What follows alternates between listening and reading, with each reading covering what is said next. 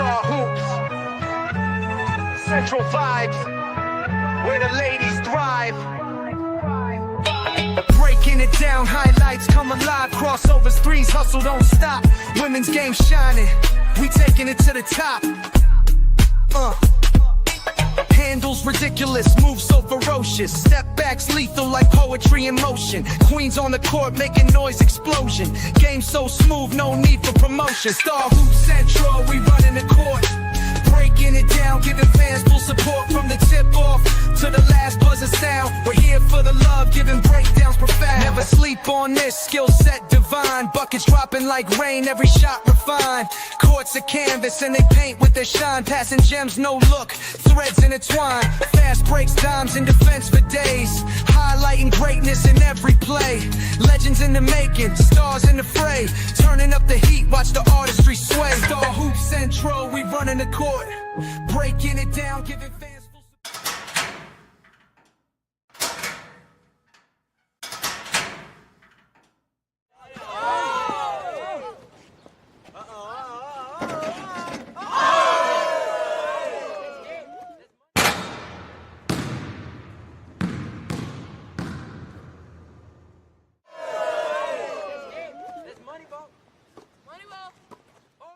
Star Hoop Central, we reign in the game.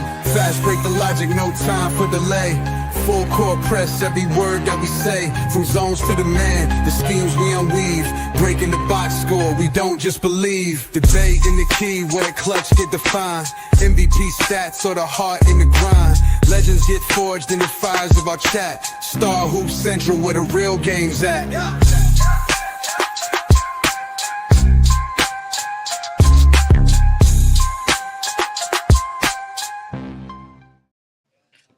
What up, everyone? Welcome to another episode. This is episode 3 on Stars Hoop Central. Y'all, we are back.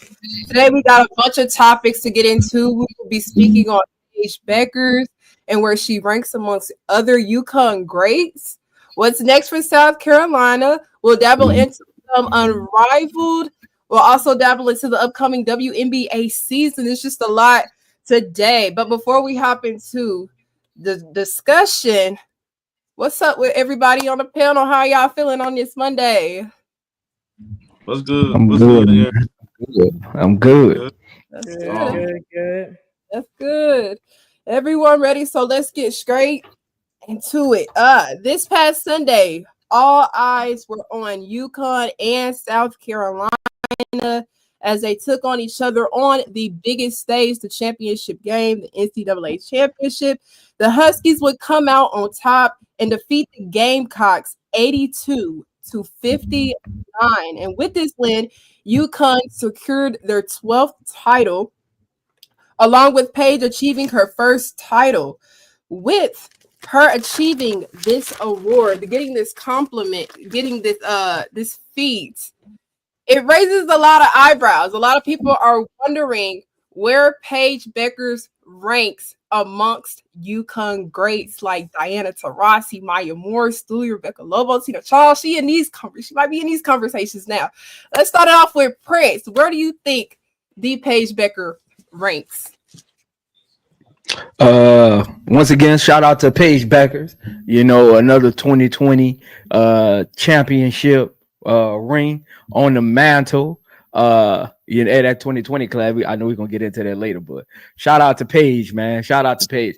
I was actually thinking about this like right after they win the game. I was thinking about this because they didn't had some stars that then won multiple. And I was saying this a couple of weeks ago. I mean, UConn has built the standard where to get into their top 5, you got to have 2 rings. I mean, Sue Bird got 2, Taurasi got 2, Stewie got 4, Maya Moore got 3. I mean, whoo, man, that UConn got a man. It's a stack. It's a lot of greats. Man, that's hard.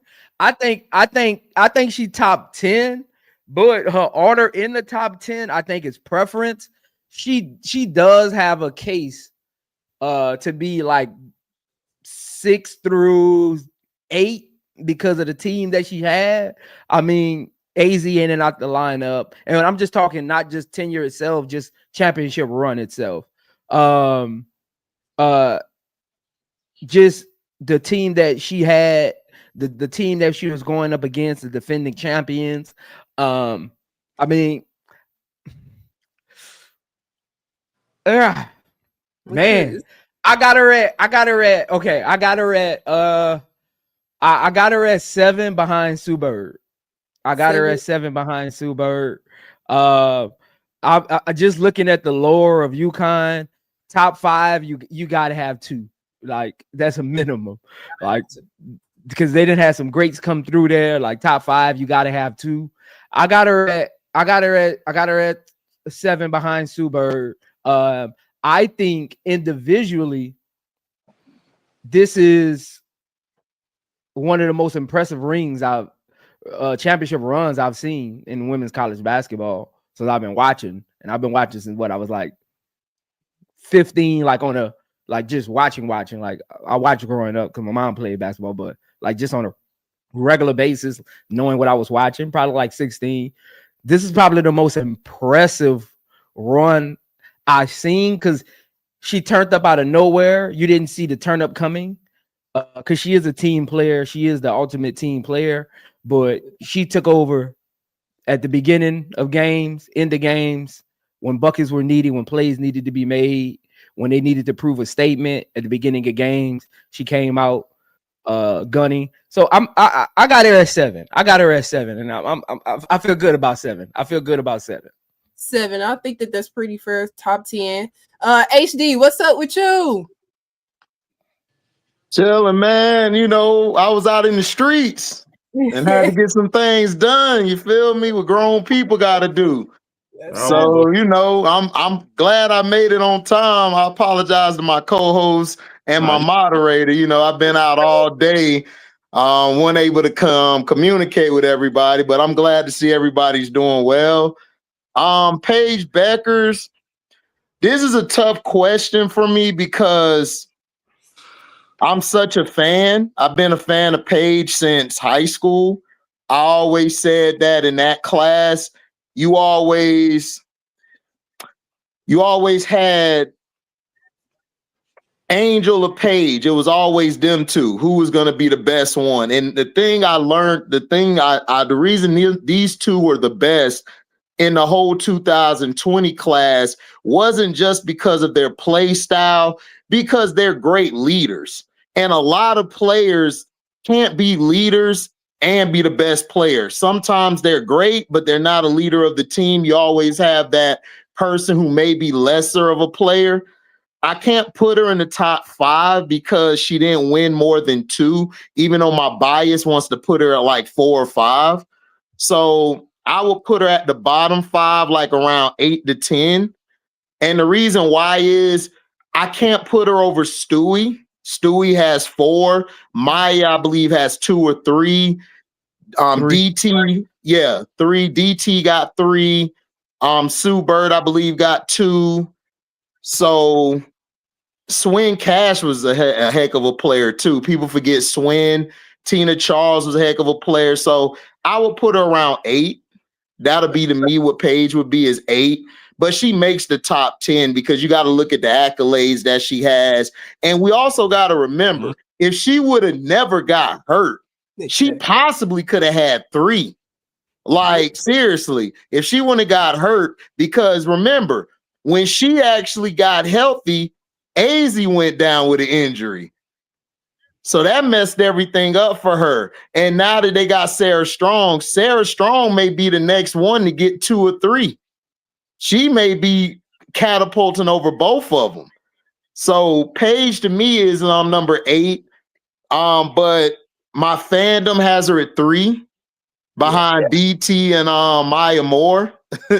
But realistically, she's around 8. But she's number 3 from my fandom, but number 8 overall. Yeah, so both of y'all got a top 10. Key, where do you have Paige Bueckers? Yeah, I would say in a similar place. I think the biggest thing is we never got to see her full potential these past 4 years due to her being injured. Um, as in, because we're rating her versus other UConn players, you know what I'm saying, and UConn birthed such greatness, and the runs that they've had. Where placing her, I think, makes sense. But as an individual, HD took the words out of my mouth. She has such leadership qualities that you could only, hope that such an amazing player would have. She has such an amazing game as well. That I love. I think I'm with you, HD, as far as just loving her game as an individual. You want to put her higher than 7 or 8 because you just know if she wasn't injured, Right. she would be on Stewie level. To be Yes. honest with you, to me, and that's why even yesterday I said when she makes it to the WNBA, like people think they seen something from her. I think this is the bottom, and I think that's sick. If this is the bottom for Paige, I think she can go to a whole nother level, and I think that is very sick, actually. So, yeah, I mean, I'm with them on the number 7, 8. Hell, you could put her at 10, really, but the player that she is, I mean, she's made her mark, and the real mark begins from here on out. You know what I'm saying? So we'll see what she does in the WNBA. I believe she's gonna bring greatness to any team that she goes to here from here on out. She most definitely will. I heavily agree. But Showtime, you had her taking a victory, if I'm not mistaken, yesterday. She got it. So where do you have her ranked now that she's got that chip? Man, look, I'm happy for Paige Bueckers. She deserved it. All the criticism she's been getting, and it's really been fake criticism from a bunch of people that don't really know basketball like that. I don't think Paige Bueckers get enough credit for the all around player that she actually is. People tend to look at the numbers. They're looking at, okay, she only averaging 19 points, 20 points, but they're not looking at the fact that she's the best player on her team, but she's willing to sacrifice. She willing to sacrifice her numbers and do a little everything, do what it takes to get the win. So when I look at all of that, everything she went through, and the comeback story, I mean, it feels like a movie. It feels like a real deal scripted movie, and how everything happened. Isaac Fulton played 2 games last year. Remember, she played first 2 games, got hurt, missed the entire year, and it felt like even last year. Got to think about that. They still made it to the Final Four. They had a chance to get to the national championship, getting Fuzz back, going out there and win. By the way, she's staying next year. They win another championship, then we're going to have a conversation about Azzi Fudd too. By the way, shout out to Azzi Fudd, outstanding player of the year. Now, as far as Paige Bueckers, what does she rank all time? Top 10. It's that simple to me. I got my order, and I'm gonna start right here. Number 10, you gotta put Katie Lou Sampson. I know that sounds crazy. If you look at Katie Lou Sampson and what she did at UConn, not at Indiana Fever, She was balling. you saw what she did at UConn. I put Fee at number 9. I'm putting Fee right there at number 9. What she contributed to the team. And this one kind of got tough, but I said, you know what? I'm not gonna do it. I'm gonna play it safe. Under them 2, I'm gonna put Paige Bueckers at number 8. Mm-hmm. I put you gotta put me personally. I'm gonna put Rebecca. I'm gonna put Swim Cash number 7. Rebecca Lobos number 6. Tina Charles number 5. I'm put her in my number 5. I'm gonna put Sue Bird number 4. Maya Moore number 3. Don Taraz number 2. And Stewart number 1. I think Stu is the greatest UConn ever. I think Stu is arguably the greatest college basketball player of all time. If you look at everything she accomplished. Paige Bueckers being in top 10 is actually on that list is a great accomplishment because we talking about top of the top. We talking about champions and pioneers of the women's sport. If she didn't get hurt, I think she would have won more than one championship. Yeah, facts. Which hold on, which year, yo, show? Which year? Let's get that out the way. Yeah, it might not have been 23. Because remember, 2020. Remember 2020. That's the year she didn't play. So I ain't gonna. But 2020 didn't even have a championship. Yeah. That's true. That's true. Yeah. But look, just hang tight with me. I mean, there's a chance they could have beat LSU. You feel what I'm saying? That's a chance if she would have played 23. That's why I was going with it. There's a chance. You know what I'm saying? Paige healthy. I mean, they gotta have a great chance. I'm just saying. Just hanging out with me though. Again, that boy about to jump off the bridge. Again, you ain't gonna put me in no trick bag. They don't work like that. Anyways, like I said, I'm too quick on my feet for you. I'm just trying to find out, man. I'm just trying to find out. Look, at the end of the day, I'm happy for Paige Bueckers because she was the number one player coming out of high school. She was the chosen one, and it seemed like people forgot. They overlooked everything she accomplished. They made it seem like what she did wasn't good enough. I like what she said in post-game interview. Yeah, we heard all the talk, and I don't like the fact that y'all playing with my name. Y'all saying I got to play like this player, play out day player. Man, look, basketball is not the numbers are not the end all be all when it comes to basketball. You look at a player when they're not shooting the ball well. This is how you know when a player really great, really special. When a player not shooting the ball well, are they contributing different ways? You saw that with Paige Bueckers, man. The first player in UConn history to score 30 points 3 straight games in the tournament. She the first ever. She in the college. She in her college career third. She was third behind Maya Moore and Cece. Despite her getting all the injuries and all that, she could have easily been number one in everything. She could have. She could have been as close to. She could have been number 2. When you see her numbers and stuff, had she not gotten injured, she would have surpassed Maya Moore in all of them. All that. She could have. Look, let's just be honest. If she could have went to Louisville, averaged 34 points a game, but she wasn't gonna win. You weren't gonna win, bro. So I look at her. I say, you know what? She bought into Geno's system. She could have acted a complete fool. I want to play my way. I need the ball more. See, y'all ain't thinking about that. She could easily say, man, I want the ball more. She could have caused a whole confusion in the locker room. Look what's going on in the other programs. You got a bunch of me players that want to make everything about them. That's why they not winning. So get this girl credit, man. Top 10 material. I got a number 8. And I'm gonna leave it like that.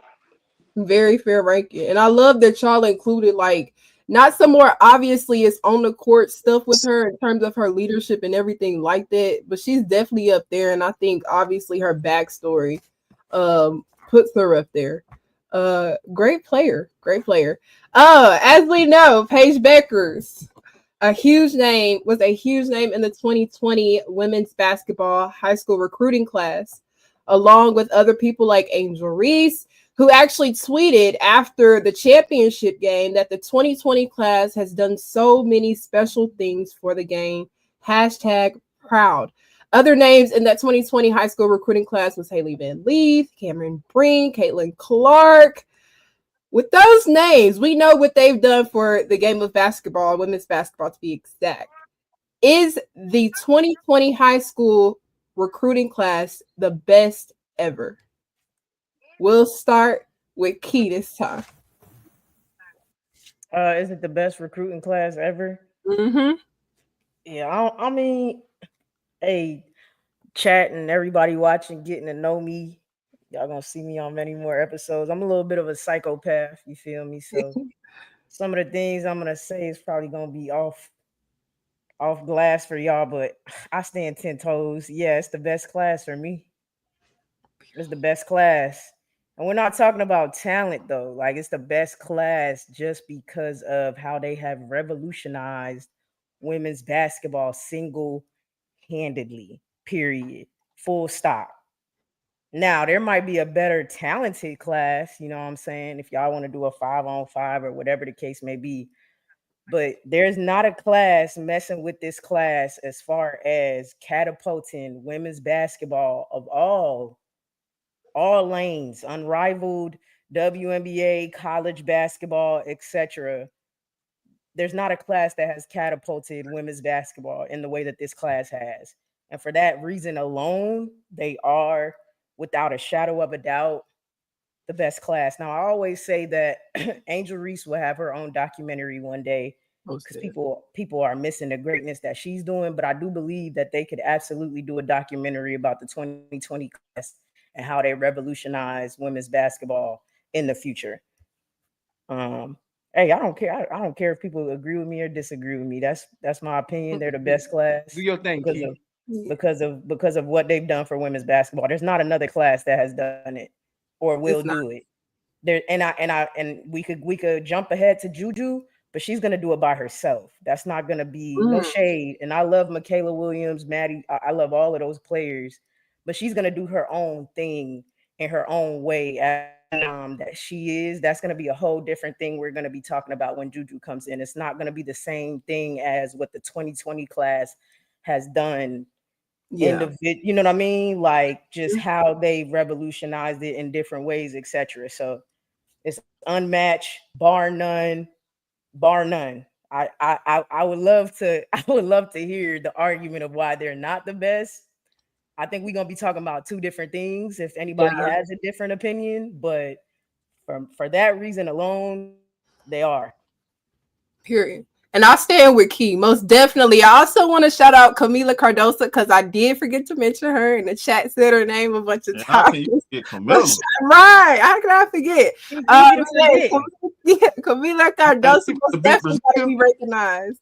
Showtime, while you chatting, you go ahead. What you think about the 2020 high school recruiting class?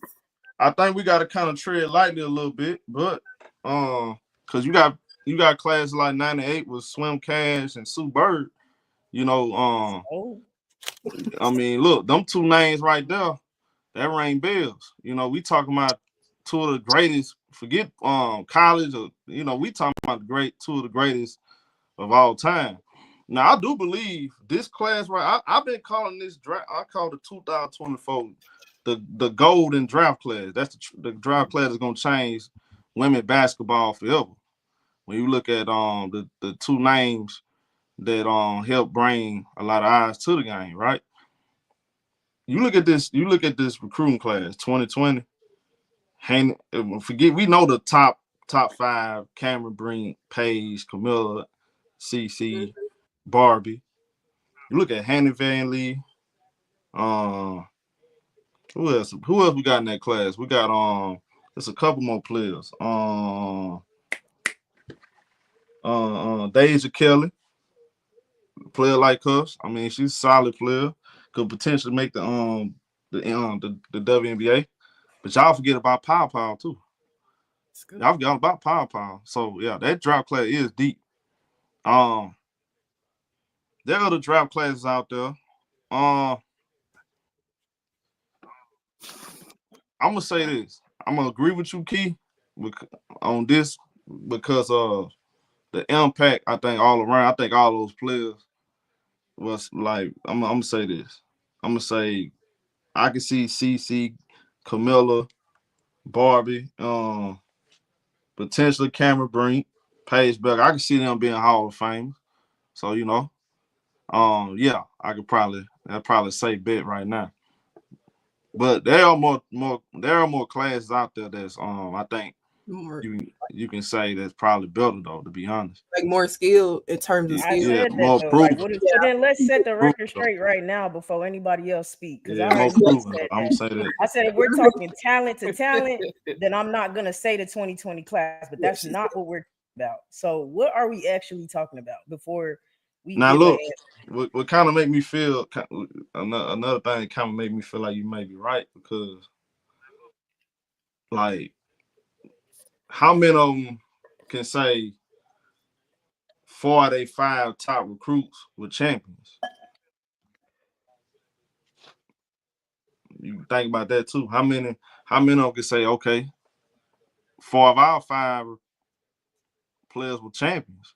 You know, that's something to think about. But you go on somebody else. Yeah. Prince, what about you? Are you looking at it from a skill point of view or just like revolutionizing the game? How you looking at it? Look, I'm thinking, look, see, this is where I'm going.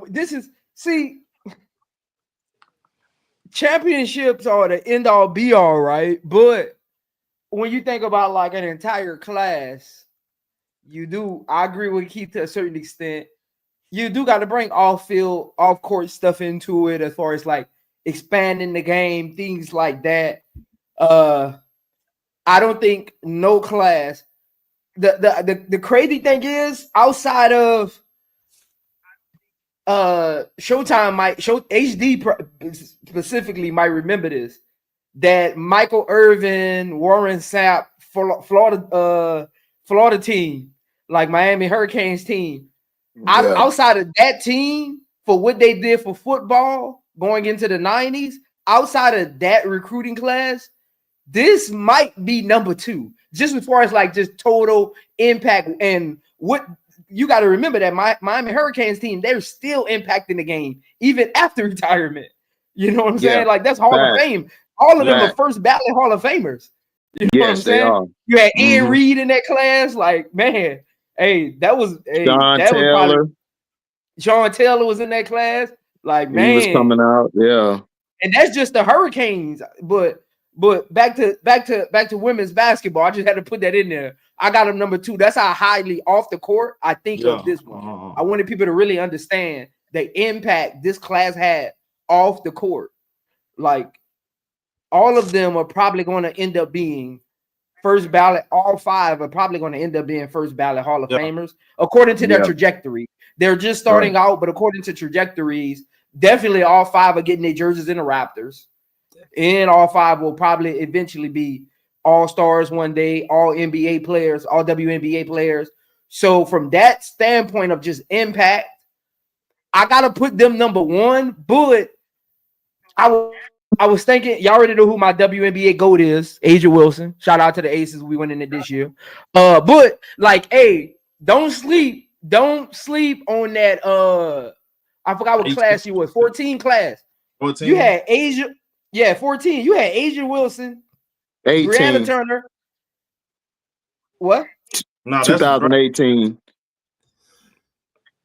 I mean, Asia Wilson. You had, my bad. You had Asia Wilson. No, you good. Yeah. You had Asia Wilson, Brianna Turner, Ariel Atkins, Jordan Canada, Kelsey Mitchell. Like, that draft, Gabby Williams was in that Diamond Shields. Diamond Shields before she got that spinal injury. She was cold. Yeah. Like, Azura Stevens was in that class, I think. Azura Stevens was with them as well. She was at UConn. Like, that draft class, was stacked as well. Like, skill set wise, y'all, that might be the best class. I'm talking just pure skill set, recreating the game. Because if you look at those players, they recreated the way the WNBA plays basketball right now. Like, that Ariel Atkins, the first WNBA player ever to make 5 all defensive teams, like, ever was she in a row. Top 5 recruit though. Ariel Atkins was number 2. Okay. Hey, y'all, Keith do not believe the Ariel Atkins, man. No, that's not what I said. That's not what I said. I was making sure we're going off of Yeah. So Angel's So comment this was was about their the recruit like that class. So I was like, oh, was she a number 2 recruit like with Asia Wilson? yeah. So this was That's the all I'm ranking. saying. Yeah, this was I only mentioned those because Showtime mentioned like the Haley Van Litz and the Pow Pows that was in that draft as well. But like the top 5 was Asia Wilson, Brianna Turner, Ariel Atkins, Jordan Kennedy, and Kelsey Mitchell. That was the top 5. Oh, 2020 easily better than that. Outside of Asia Wilson, everybody else getting trumped. That's what I'm saying. Like, But let's get HD thoughts. You think is the 2020 high school recruiting class the best ever to you? High school recruiting class.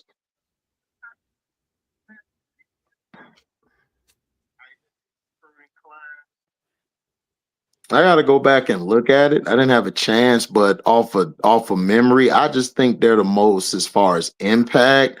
Their impact is probably going to be one of the best. Cause I remember Candace Parker had a good class, and so did Skylar. She had a good class. But as far as like the top 5 and everything, outside of the class that I remember that Prince was saying, they're the most impactful. And as far as like the best, like as far as player for player, you could easily say, but I don't want to really say it because I'm thinking of 2 of them. I just didn't have a chance to sit down. I was out in the streets, so I apologize. But I would say they're the most popular. I think they're going to shape the league into what it's going to be. Like in the next 10 years, you're probably going to get Hall of Famers, champions, as well as solid role players. Because I like the one that Prince said, because I watched those players play. They were like, Kelsey Mitchell was sick, but if we're talking about the reason I like this class is because the leadership is like different, because Angel was never like nobody really actually projected her to like, they knew she was good, but she was different. Like her skill set to me was always unorthodox. I haven't seen all these players. I haven't seen of them from the past. It's like they're all they're a build for a player in the next 2-3 years to go after. Like Camilla is 6'7". You ain't really seen a Camilla way back in the day. You ain't seen really Angel back in the day. Yeah, you had the rebounding with Yolanda Griffith. You had the rebounding with Sylvia Fowles and them, but you never seen somebody who could control the ball, control the game from the top of the key as well as the post as she does, and is unorthodox in her way in the low post. Paige Bueckers, we really ain't seen a guard that big like that who can play off the ball and on the ball as effectively. So their styles are, to me, is different. So I would say as far as impact, yes, I can't say the best, but impact, I believe they are the best impactful class that we've had out of high school in like a lot of years. Because everybody has their own ability. You can't compare really anybody to anybody. Because remember, you had Cheryl Swoops on a show with Angel saying, or not only her, even Cheryl Miller said it. I can't compare them to Deborah and them because she's so much more than rebounding. She could do other things. Right. So Paige Bueckers, we ain't really seen that.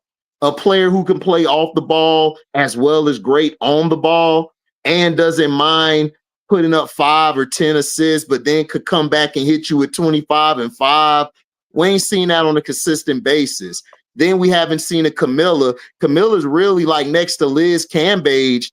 We ain't really seen a big move like Camilla. Yeah. So we got all this in one high school class. Like this is basically reminding me of, even though it was the a draft class in the NBA, they're reminding me of the 96 draft class in the NBA, where everybody was different. Nobody was, everyone's comparing Kobe to Mike, but he wasn't Mike. He already came in the league with a different type of skill set. AI wasn't no Isaiah. He was AI. Sharif Abdur-Rahim was probably the first forward we had in men's who could control the ball and score in the low post and at the high post, could do everything. And you get that in this draft. So I can't argue. This is, to me, I'm not going to say the best, but I will say, Maria, this is probably the most impactful class we've seen, like, ever. And in 10 years from now, we'll probably be saying this is the best. Like, yeah, we're going to put them probably on Mount Rushmores in 10 years of women, in my opinion. Let me say real quick. What about Cece? We seen how to play like Cece? Like Cece, no. The thing about Cece, we've never seen a 3-point shooter that shoots at the high volume that she does. Yeah. Like, she's the first. Like, listen, look at it. And she's the way the first. That she does too. People don't realize CC shoot her threes in motion. Right. It's an amazing thing to see. It is. To be honest. We've never seen that before. She's a on. CC is what you call an on-ball shooter. She's not an off-ball shooter. She doesn't run flash screen. She doesn't run cuts. Everything is dribble pull-up shooting. She play like Dame to me a little bit. Huh? No, I honestly, like the 3-point shooter, like that nothing else. I'm talking about this.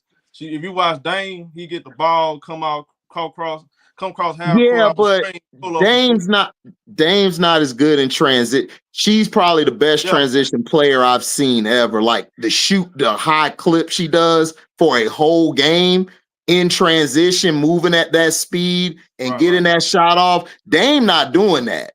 I love Dame, but he ain't doing that. I'm talking about like she's different. Court. I'm talking about the half court, not in transition. If you watch how Dame, she like they similar when it comes to in the half court, he'll get the ball and come off a screen and pull up from 40. I don't know. I don't see Dame. I don't see Dame. Like, listen, look, don't let Dame fool you. Go ahead, Prince. Don't let Dame fool you. Dame actually has better range than Steph Curry does. Don't let Dame fool you, though. Yes. Dame shooting, like, record-wise, yes.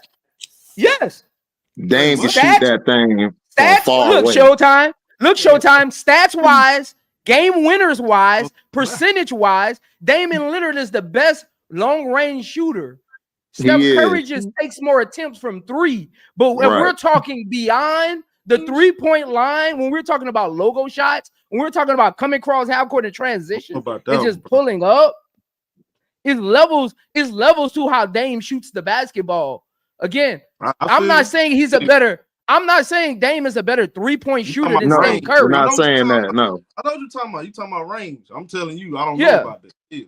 But go ahead. No, the tape literally shows it. Look at his game winners. But like I'm saying, Omari and everybody, Dame like, works in the mid range. This is like Dame makes in the. Caitlin Clark doesn't have an in-between game. No. You keep focusing on the other stuff. I'm talking about one particular thing. Coming out them screens. So you can't compare them then. Kim folk, listen, bro. I'm only talking about one particular thing. I ain't talking about nothing else. No transition, no mid-range. He likes to get the ball, come off a screen, and a lot of times he'll pull up from 40. It'd be dumb. It'd be bad shot selection. That's what they like. But that's not Caitlin Clark's game, though. Yeah, that's really bad. I see Caitlin Clark do that a lot, homie. I mean, that's when? Show me the tape. No. Hey, I got a question though. Hold on. I got a question though. Have we seen, like, from a defensive standpoint, have we seen an Angel be able to guard 1 through 5 like she does? I mean, getting locked up on a smaller guard and being able to do what she's done. I've seen flashes from like Candace or Tina sometimes, but not to the level like she's guarding a guard. Like, I mean, and you know how hard it is for a big Prince to guard a guard on an island, and I haven't seen nothing like that before. The only person I think she's the best 1 through 5 at her height at 6'3". Yeah. I can name some 6'1", some 6'2s that can guard up, guard down, but like at her height, like being a legit forward, nah, nobody. I know somebody. Forget just in women. I know somebody that's that led the league in rebounds and can guard 1 through 5.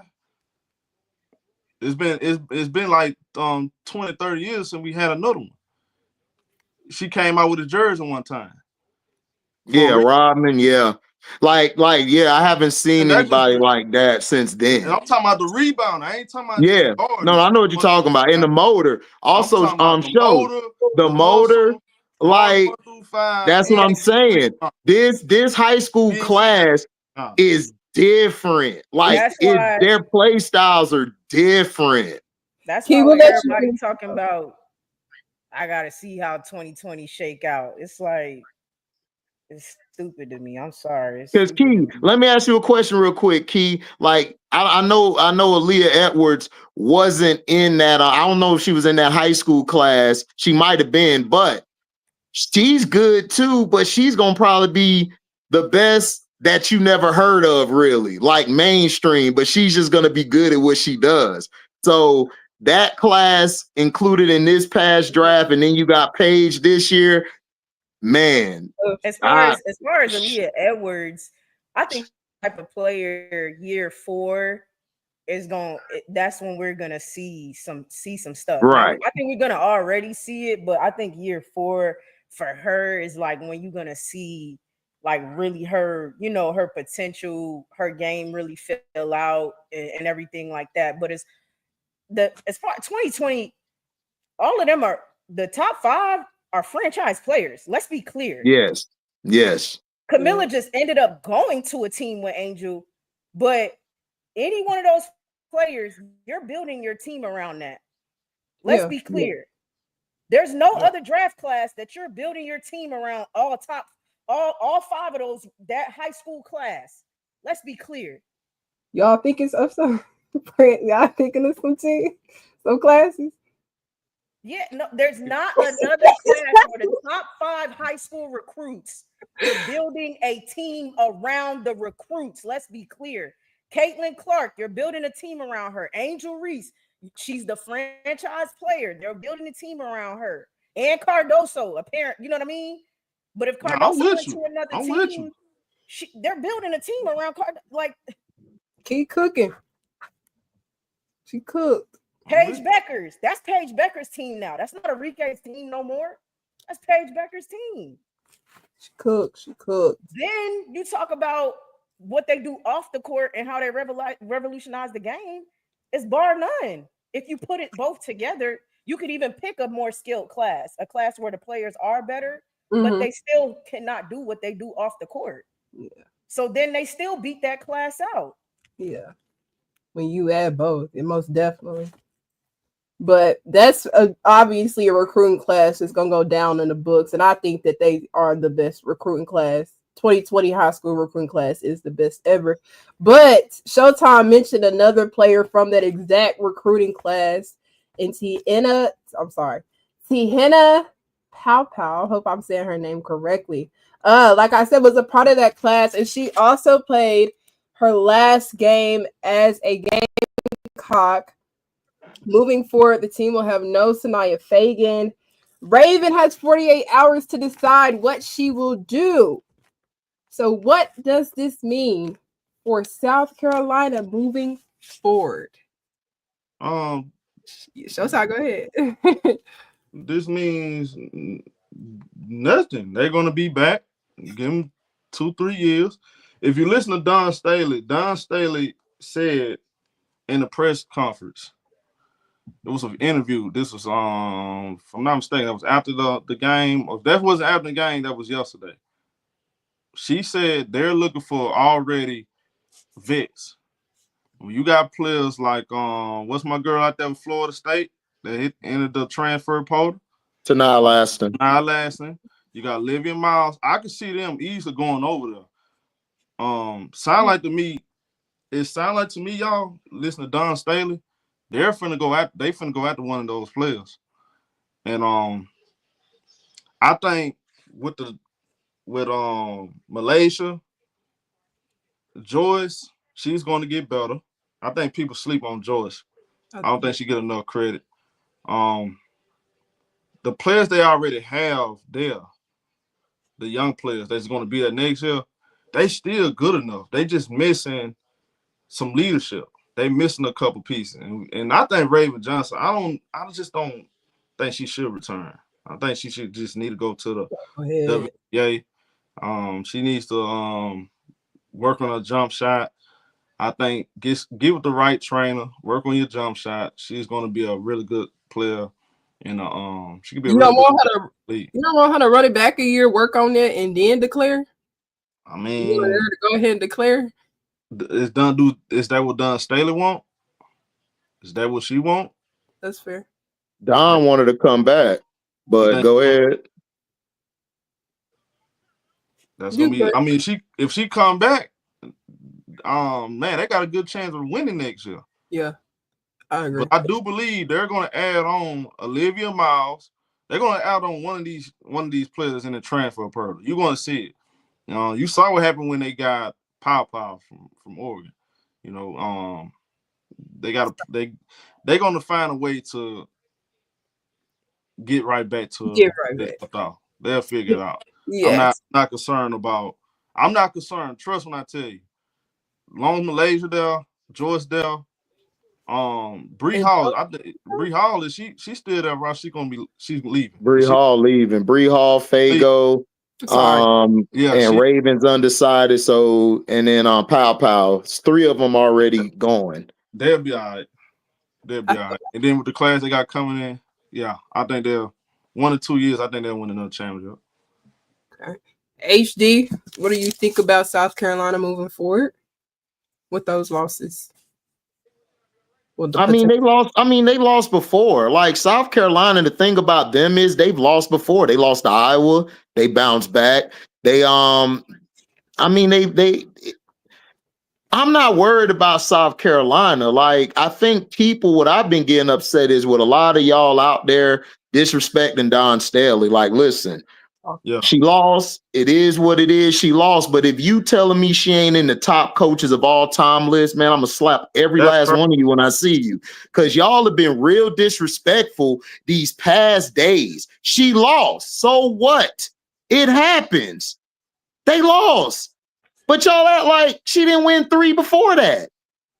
Yeah. It's only 3 coaches that are atop of her. Some debate now between her and Moki, even though Moki got 4, but they still debate. She's still in the top 3 or 4 of all time coaches. So this is why I don't like when this is one of my things. I love social media, but at the same time, I hate it because the mainstream media does so much to tear Don down in South Carolina all the time. They tried to destroy Raven's career when she got waved off. Then she came back, busted her butt, and they didn't give her no props. So every year I have to defend Don, and it's like, why? Like, she speaks for herself. Mm-hmm. South Carolina will always bounce back. In the SEC, it's either Kim Mulkey or Don Staley. It's the facts. In the SEC, it's either them two. And those two are either going to get to the Final Four or to a championship. Now, Mulkey has slid the past 2 years. I'm still not worried because that's Kim Mulkey. At the end of the day, her resume speaks for her. She's been doing this a while. But Don Staley, to have a turnaround from early in her career where she wasn't winning a lot, where she wasn't getting recruits, to now finally getting the recruits, everyone wants to hate on it. So what? She got 10 All-Americans. Tell your coach to go get some. Right. Tell your coach to go get some. Like, everybody could go to the same house. You got the same people you can call. Go get some. Like, I'm just tired of her being disrespected. And to me, South Carolina, even if Raven returns or not, they still could make the Elite Eight or get back to the chip. That's just what they do. South Carolina's a team, and Don is a coach who doesn't take excuses. She said we got our, in her words, ass. We got whooped. We will be back next year, and I think they'll be fine. Flau'jae is young. She's learning to adjust her game. I think she'll come back better. I believe Maddie will be better. I believe Chloe will be better. Chloe has always gotten better from when she first started to now. Every player takes a leap forward. Now, do I think that who else do I see? The only other team I see, like, depending on how everything falls in place, UConn is like really the only other team that I really feel we fear, because everybody else don't have the champion mindset coach that they have, but Kim Mulkey. I only fear two coaches. That's Mulkey and that's Geno. That's all I worry about. I'm just sorry. Yeah. That's all I worry about. And I do want to, like, that issue regarding Dawn Staley. I think with Coach Dunn, I think that it's weird. Her standard, a lot of people's standards for her is so high that seeing something like this happen, they just so quick to like crap on her. And it's been crazy to watch the slander that she's received over what just happened yesterday. But Prince, I do want to get your thoughts about South Carolina. What do you think that this team does, moving forward next season and everything like that?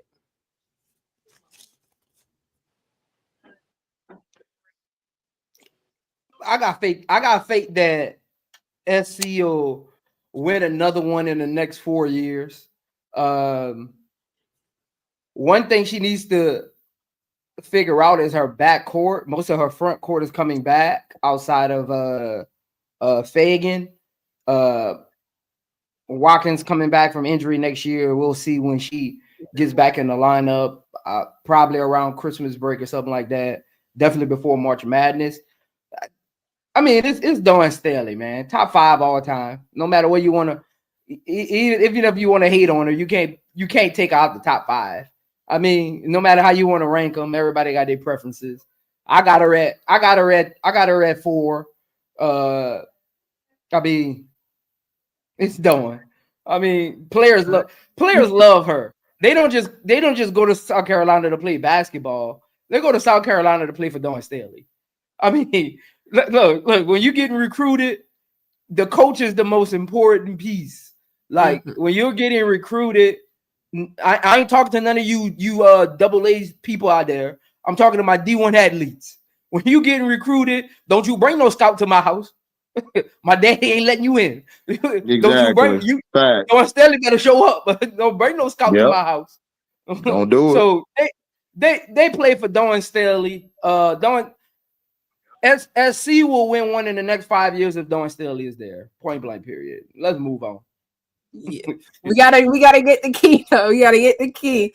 Thoughts on South Carolina moving forward? I feel HD because that's his team and that's his coach. I'm like that about Kim and LSU, so I can't even knock him. I think because it's not my team or my coach and I'm on the outside looking in, it's easy for me to like the stuff people are saying about South Carolina is yawn to me. It's yawn. It don't even affect me because that is Dawn Staley and that South Carolina. This question, honestly, I think we're throwing this question in here because we're a women's basketball show and we have to talk about it. But they made it to the championship game and only one person could win. It's not like we talk about them getting kicked out of the round of 32. Exactly. They made it to the championship. What are we even talking about? Right. They in the championship game. So what does that make them? A championship caliber team. Okay. One person just has to win. And UConn was the better team yesterday. That's it. That's all. It's really that simple. They're gonna win again. I mean, that's what they do. She has built the momentum with that program by now. That's gonna be. You're gonna be probably seeing like a cycle of South Carolina, UConn, LSU, throw maybe another team in there. And that's what you're about to be seeing. This one gonna win for 2 years, and maybe this one. That's it. I have no thoughts really on what she about to do because players want to play for her. She ain't got to do too much to go get a player. They're gonna come to her to play, and they're gonna buy into her system just like people buy into UConn, just like people buy into Kim. You put those 3 coaches up. People want to play for them, man. People want to play for those teams. Also, people want to play for those teams that have those players that just came from this 2020 class. Don Kim's commits, a lot of them. I want to go play for Angel Reese. I want to go play for Tahina Pow School. I want to go play for. So, I mean, the coaches plus the players that they've produced are going to make people go play for them. They're going to win championships years to come. Don is just fine. The Gamecocks are fine. I wouldn't be surprised if we see them come for a championship next year. But also, as a society, let's get out of thinking that a team has to even make it to the championship every year. Programs go through lulls. That's normal. Business programs, any type of dynasty, anything big you build will go through lulls. You go through lull years sometimes. I hate to shock y'all. You might have 5 years of what the hell going on with my business or whatever is going on, but you got to stick it through. You got to keep the formula until you get there again. Let's be clear. Paige Bueckers won Geno his first championship in 9 years. As amazing as UConn is as a program, Geno is the coach of the era, like we talked about last week. Y'all go check that episode out. But he hasn't won one in 9 years. So if Don don't win one in 9 years, I'm still not worried about the Gamecocks or South Carolina. We still have nothing to talk about because that's normal. She's won them, and that's all that matters at this point. I can guarantee you she ain't going to no 9-year drought. Like no, I'm not saying that, but I'm not saying I'm talking in general. I'm speaking in general. As a society, though, that microwave. I'm speaking in general. If you count on Don Staley reign to be over, better not hold your breath. You're gonna die real slow. Trust me. They gonna win, like I told. And then they get Ashley Watkins back next year too. We forget all about that. Gonna be huge. Oh look. Again, with the class you got come, look, they gonna get one of these players. I guarantee you this. They gonna get one of these players in the transfer portal. They go along with a better Joyce Edwards. I think y'all are overlooking Joyce Edwards, and then you have Malaysia. She's gonna get better. Y'all gonna see. Look, I already. Yeah, I don't think they're overlooking Joyce. I think the thing is that they've given Joyce a lot of props. The players that they overlook is like the Maddies on our team. What Bree Hall did a lot this year. I know a lot of people aren't high on her in the draft. I would still take a chance because she can play defense, and whatever she asks the team to do, she does. Whatever they want her to do, she does it. And yeah, we play good. The problem with us is we got to get that shooting down. Once we get the shooting, we'll be fine. Because defensively, that's why I said at halftime yesterday, the game was done. Like, unless you stop and on defense get the stops, if they would have actually got stops, then they'd have had a chance. But I mean, we'll be fine. Like I said, we need to get some shooting in there. And I'm not going against Don Staley. I think Staley will be fine. Like I said, I'm not worried about it. I just think people was waiting for her to lose so they could just pile on. We know how it go. It is what it is. Haters was being real loud. That's all it was. Yeah. As long as Don Staley, the head coach over there, she running it, I trust Don Staley. South Carolina will be back. Like we know, the South Carolina Gamecocks are in the SEC. And speaking of obviously an SEC team, we're gonna go over to Flau'jae Johnson's team, LSU. She recently just decided that she will bypass the 2025 WNBA draft to return to college ball, along with notable star Michaela Williams, and they are the #1 high school recruiting class, which is a positive regarding this LSU team getting back on top. However, there are some key players from previous seasons that have exited the team. Last year, Poa has decided to enter the transfer portal, and Samaya Smith also entered the transfer portal. What does this mean for Flau'jae and LSU? HD. Okay, I'm on the spot. I don't want to say earlier, Prince was right. It was 2014 and 118. My fault, Prince. I was looking at the wrong sheet. I know. Y'all. You think about the drought. Yeah, I was thinking about the draft. I apologize for that. Prince was right. I was wrong.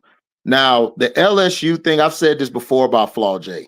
I said the second game of the season, I don't like her game. I felt like she didn't get better. I felt she needs to actually work on her game, focus on it. But coming back to the team, you have to have a legitimate leader. Like somebody has to step up. And that happens not only in the off season, that happens when you have your training together, when you're getting together on personal workouts, things like that. I believe they need to come together and be more of like, okay, I got to see what Michaela does. I got to see what such and such does. Like Flau'jae has really got to look herself in the mirror, because now you are the elder statesman on the team. Like you're the oldest, really. Like you got to step up to me more between the ears, and you don't have to be a vocal. I get tired of everybody like you got to be vocal, you got to yell to show leadership, but you got to show a presence. Like even if you're not having a good game, go lock down the other player on the other team. Like show somebody that, okay, she locking somebody down. That trickles down. Like when I was playing on little league teams, or I played in college and for football or basketball in little league, if somebody seen me do something, I saw them do it, I want to do it too. We wanted to make sure I may not got it this game. You got to get it. I got to take on the blocks this game, bro. You got to make the tackle. I'm going to take on all the triple teams. I'm going to throw my body in there. Just make sure it's going to bounce to you. You make the play. She got to do things like that. And she got to learn how to accept it. Like, I think she harps too much on a loss, or she harps too much on a bad play. I think she needs to learn, you know what? I made a bad play. I was trash. Who cares? Let me come back this next play or this next game and show my team that we can really get it done. LSU, to me, Kim Mulkey is going to be who she is. I don't think she's ever going to change her style. And look, I can't tell her to, because I got her top three on my coaches list of all time. So what she has to do, in my opinion, she has to know, okay, I got to go to my bench more. I can't go 6 or 7 deep every game, because that 6 or 7 may let me down. I may got to go to the 9th or 10th person on the bench to get me a jump start. I got to learn how to, I got to make sure that I'm tapped into all my players. Like, I got to be a better leader as a coach, because to me, I think Kim Mulkey the past 3 years, even though they won a natty with Angel, I just don't like her leadership. I think she does a lot of complaining, or she does a lot of pointing fingers, even though it don't look like she's pointing fingers. It comes off as she's pointing fingers. And it comes off at times where she wants to be a celebrity more than a coach. Like, I need her to get back to the old Kim Mulkey, where she's coaching, where she's taking the bull by the horns, and she's going in there and she's ready to win. She's ready to fight. Because this last season, I really feel like these last 3 seasons, she's kind of let down the people that were the head of the team. Like when you had Angel and Alexis, then you went from Angel to Flau'jae. Now you're with Flau'jae and Michaela now. She got to learn how to have their back to me more. I don't think she has their back. It seems like she do, but I want her to show more. Like, I want her to be like, all right, I'm putting the onus on you two, Flau'jae and Michaela. This is on you. If we're failing, this is on you, as well as me. Accountability needs to be the word for LSU coming up. And that's all I got. I feel that. Prince, what's your thoughts on the absence of some players in the Flau'jae and her future with LSU?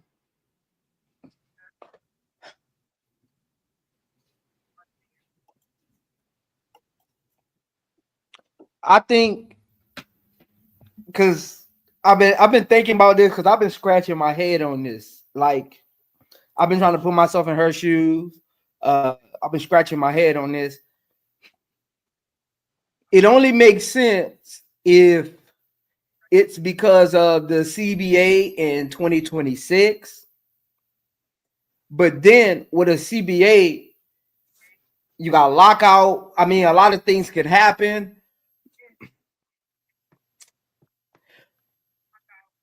Her ability to play basketball won't help her in college. She's past, and this might go over some people's heads. She's past her ability of what college could do for her, if that makes sense. That makes sense. Yeah, Makes sense. Like, that makes a lot of sense. Like she's past. And it's twofold, because the opposite of it is LSU don't need her to be great next year. You got the number 1 recruiting class. You got the number 2 shooting guard coming. You still got McKenna. Like, they don't need her to be great next year. So it's like twofold. Like the match made in heaven ain't a match made in heaven.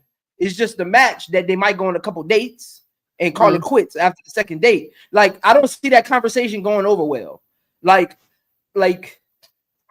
I'm confused. I mean, maybe it's her and her team got together, CBA coming. Let's just go back for another ride. She got nothing to prove. She's won a championship. She's last year she was third team. Correct me if I'm wrong, but last year I think she was third team All-American. I think she was 13. Like, I don't know what else she can do for LSU, and I don't know what else LSU can do for her. So I'm just trying to put myself in her shoes, my senior year, and saying overseas or red shirt and stay again. I don't know like what she needs to go back to LSU for. Either you're a born leader or you're not. We got to stop thinking she goes back, she's going to become a leader. That's not how basketball works. This is not life. You're not running for president. You are not about to read a couple books and become a leader. That's not how that works. You're a leader when you're 7 years old. It's sports. You don't become a leader in junior high school. You're a leader on your pee-wee football team. It is sports.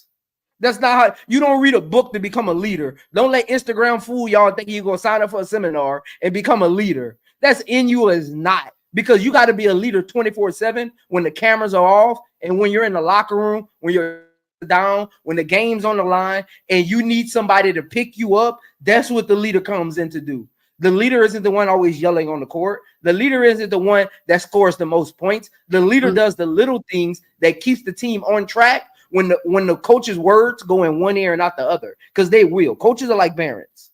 So I don't know, going back to college, won't become a leader. It won't help her skill set. It doesn't make sense for her hanging her jersey in the Raptors at LSU. I feel it'll be up there because she's made two or three All-Americans and she's won the championship. So it's automatically going in the rafters. I don't know. Like, it doesn't make sense to me. I'm interested to see what it looks like next year, because Michaela's going to be a year older. She's going to be looking to make her mark, and they literally play the same position. Both of them played out of position last year. They literally play the same position. Kim Mulkey forced both of them in the starting lineup. They literally do the same thing. They both trying to get to the elbow, 1-2 dribble pull up. They both suspect on defense. Not really a lot of energy. They're gunners. Like, I mean, I'm interested, but whatever. You still see if it unravels. But Key, what's your thoughts on Flau'jae? Damn, Ari. Flau'jae returns to LSU. What does this mean for her? I mean, I don't think. Look, it's crazy. I think if it was her fourth year and then she had an option to stay for the fifth, it would be like, what?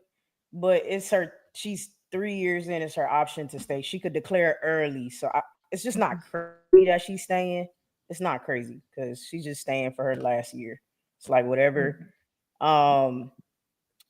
What does that mean for her? I mean, as far as from my perspective, it puts a lot more weight on my eyes, because I feel like if you are staying, then you're bringing a championship to LSU, period. And if you don't, you did for sure waste a fourth year there. Like, you know what I'm saying? Like, what? Because to me, she's in Michaela's way. For me, she's in Michaela's way. So that's the only thing I was cool with her declaring. Not because I even think I don't think Flau'jae is ready for the WNBA personally. But that's just me. But I would have liked for her to get out of Michaela's way. So what I can only hope she's gonna do is move the hell around. I'm not asking her to be a leader. I don't care about that. She's not a leader. She's not gonna be that. So I can only hope that she's willing to move, to be completely honest, and just help in whatever way you can. Make sure that they get to a championship. You're the last player from the championship team from 2023. Whatever you need to do to help them get there, that's what you need to do. So if you need to defer to Michaela Williams, then you need to defer to her and let that be her team. You feel me? I'm not asking her to be no leader or nothing like that. That's not her. It's not gonna be her. She's a selfish player, to be honest. It's very small. You don't really see it. It's definitely Very. selfish, but she's a selfish player. So Yeah. I'm not gonna expect her to not be selfish next year or anything like that. But what you need to do is make sure that they get to the championship game and either get there and win or get there at the very least and lose. But I mean, otherwise, what are you doing for real? And because Did she now, graduate already? no, I don't think Okay. she did. no, Well, that could be a reason, you know. That's what I'm saying. That's why I'm like, it's not crazy. If it was a 4th year and there was a 5th year option, then it would have been crazy. But I'm like, she could have declared early. That was it. She could declare. Same thing with Raven. Raven could declare early. I believe that's So you think next year, Key? I'm saying, do you think next year she'll be a 4th option? I think next year yes. I don't let me be clear. This is my perspective on what I think needs to happen when she comes.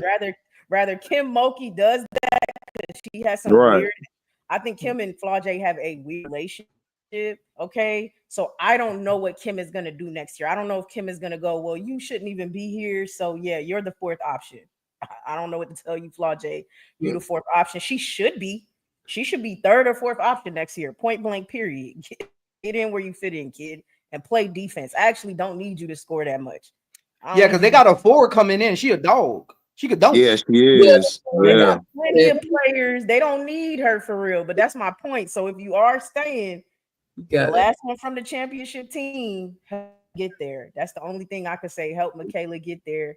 You've been in Michaela way. You owe it to her to help her get there, bro. That's all I can really say. And possibly be somewhat unselfish, but I can't see that. I think she's a selfish player. But that's the only thing I could say. That's it. If she's the first option, they don't get anywhere. If they feature Flau'jae the same way they featured her this year, they're out in the Elite 8 all over. So something got to change. How she's featured, where she's featured, when she's featured, all of that has to do with it all to me. But people could see something different. I think Flau'jae. Let me be clear. When Flau'jae is not locked in as a player, because I rewatched 2024 and Flau'jae was locked in during March Madness. Yeah. I loved watching her in 2024. So if she can be that player, she could be locked in like that. I have no issue with her being the first option. No issue. She was defensively on point. She was fluid on offense. She wasn't forcing her shots. Was taking shots from her game hasn't grown. So she takes shots from the same exact places she has since freshman year, but it wasn't forced. She let the game come to her. She got in where she could fit in. She was way better in 2024. You know what I'm saying? Than she is now. So she could lock in. This year, she was disinterested. She was not that great defensively. And yeah, she was the leading scorer, but so what? We just talked for 10 hours about why that doesn't matter if you're the leading scorer on a team. It doesn't matter. It doesn't win you the championship. You know, so that's all I have to say about that. We can only hope. LSU my team, so we can only hope that this means us well. Yeah. Showtime, what's your thoughts on Flau'jae in the future of LSU? Man, look, it's this simple. I thought she probably should have went. I think they probably gauged her draft stock Probably found out she's not as teams are not sold on her right now. Maybe that's what it is. I'm just speculating. But now that she's returning based off LSU personnel, she gonna have to be the one that sacrificed the most. What she needs to do is she's gonna have to take her focus off scoring and put it more towards being the player that brings the ball up the floor and try to get everybody else involved and play more defense. She's gonna show a stop right there. She needs to be. I need to see more versatile Flau'jae this year. You can't. It's hard for me to see how this is going to work. Michaela going to her junior year. Flau'jae, you going to her senior year. Based on what I just saw last year, that my turn, your turn kind of style, I don't think it's gonna work.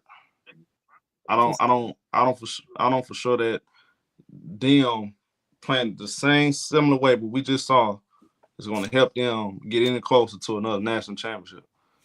And then they lost a couple players. So I mean, I don't know. I think in order for LSU to have a chance to get close to a championship, that 20 points needs to go down to 15. I was gonna say the same thing. Yeah, the rebound assists go up, and defense can go up. Yeah, she does that. You know what WNBA, or they're gonna say, the scouts gonna say, she showed me she can sacrifice. Correct. That's leadership right there. Yeah. Yeah. Like you don't have to go out there and yell. It ain't just about that. Walk in that organization and say, you know what? I'm gonna sacrifice. I'm gonna be the one that do the little things. You feel what I'm saying? Jimmy Butler. I'm gonna be Jimmy Butler. I'm gonna show a little, I some games I might shoot the ball 7 times and I'll be happy with it. Right. She needs to be one of those players. She needs to be happy to only shoot the ball 7 times. But you know what I'm gonna do, Kim? I'm gonna go out there and I'm gonna guard Olivia Miles. Let me get that assignment. I got it. That's when she's gonna show her value right there. So if she's gonna stay, she needs to come with that mentality. That's what I want to see. I gotta say something, man. Look here, man. Look here, man.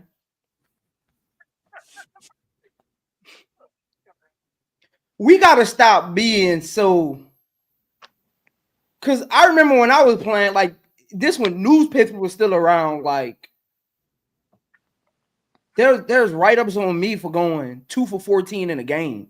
Like, true. We gotta stop being so nice to these college players, man.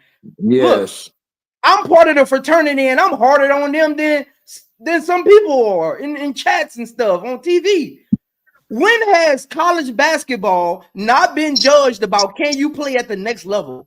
When did we stop judging people on that and started just judge? What have we come to? In professional, you judge them on their Hall of Fame trajectory. In college, you judge them not just on championships, but what can they do at the next level? She hasn't got better for the WNBA since her freshman year. She's just been sticking around. Like, let's be honest, man. We got to stop. I'm from Louisiana, born and raised. I'm going to be honest. She does nothing for me. Like, I've been watching her since she got there. She literally does nothing for me. You can put Tanaya Latson. You can literally put Tanaya Latson on that LSU team in 2023, and they still win the championship.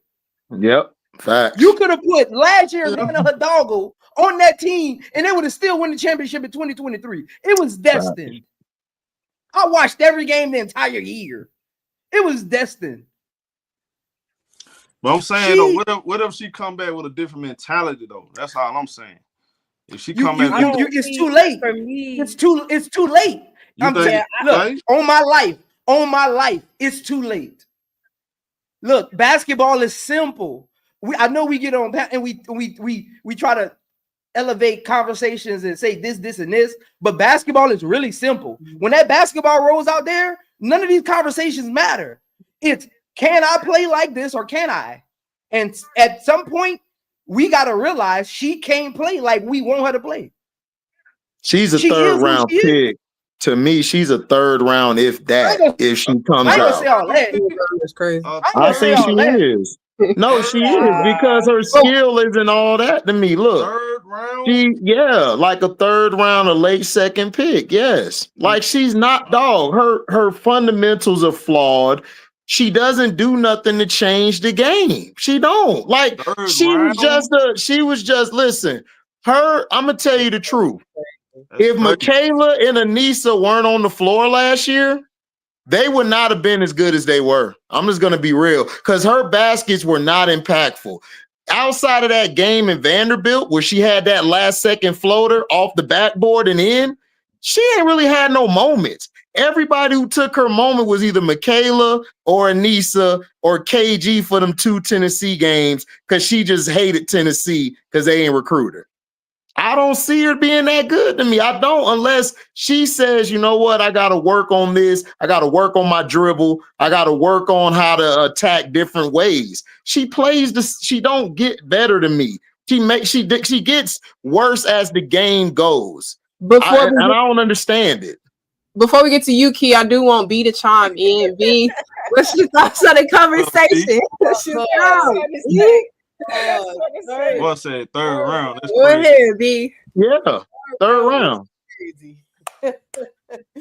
Third round is crazy, but I agree with Zoe and Key. Flau'jae is who she is at this point. She's just who she is. My thing, and when I look at players, I look at how they get better each year.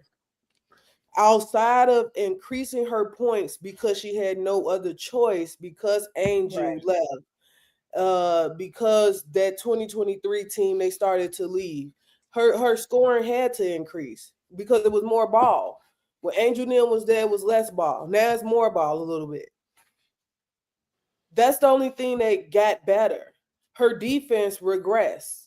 Yep, sure did. Her playmaking is non-existent. Her leadership is non-existent.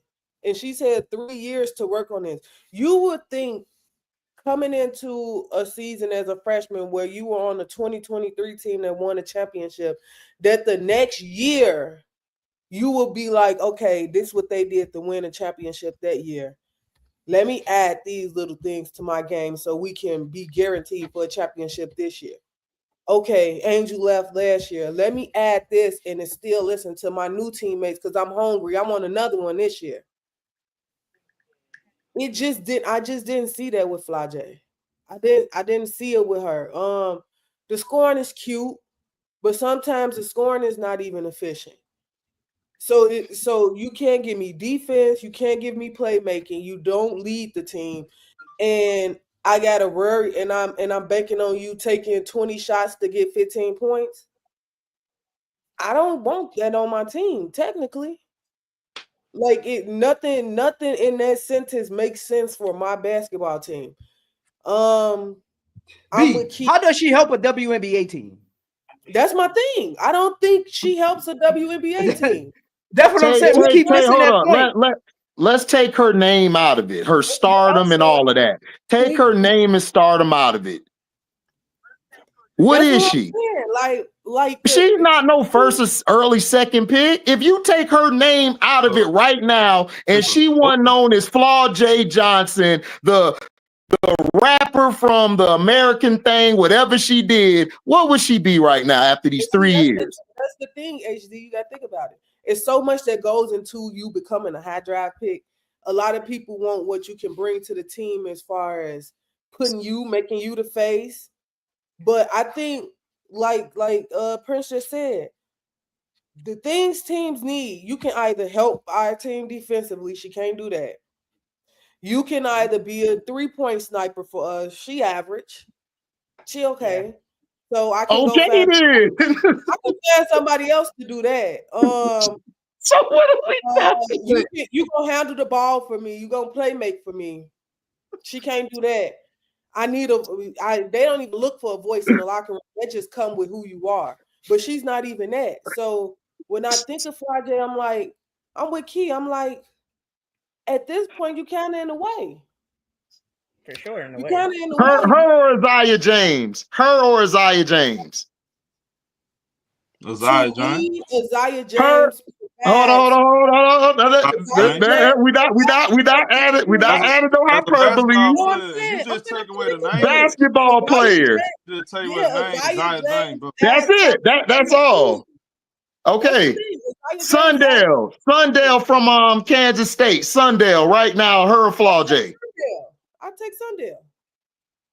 She know. Okay, yeah, we got it. Sundale's projected to be late first round or early second.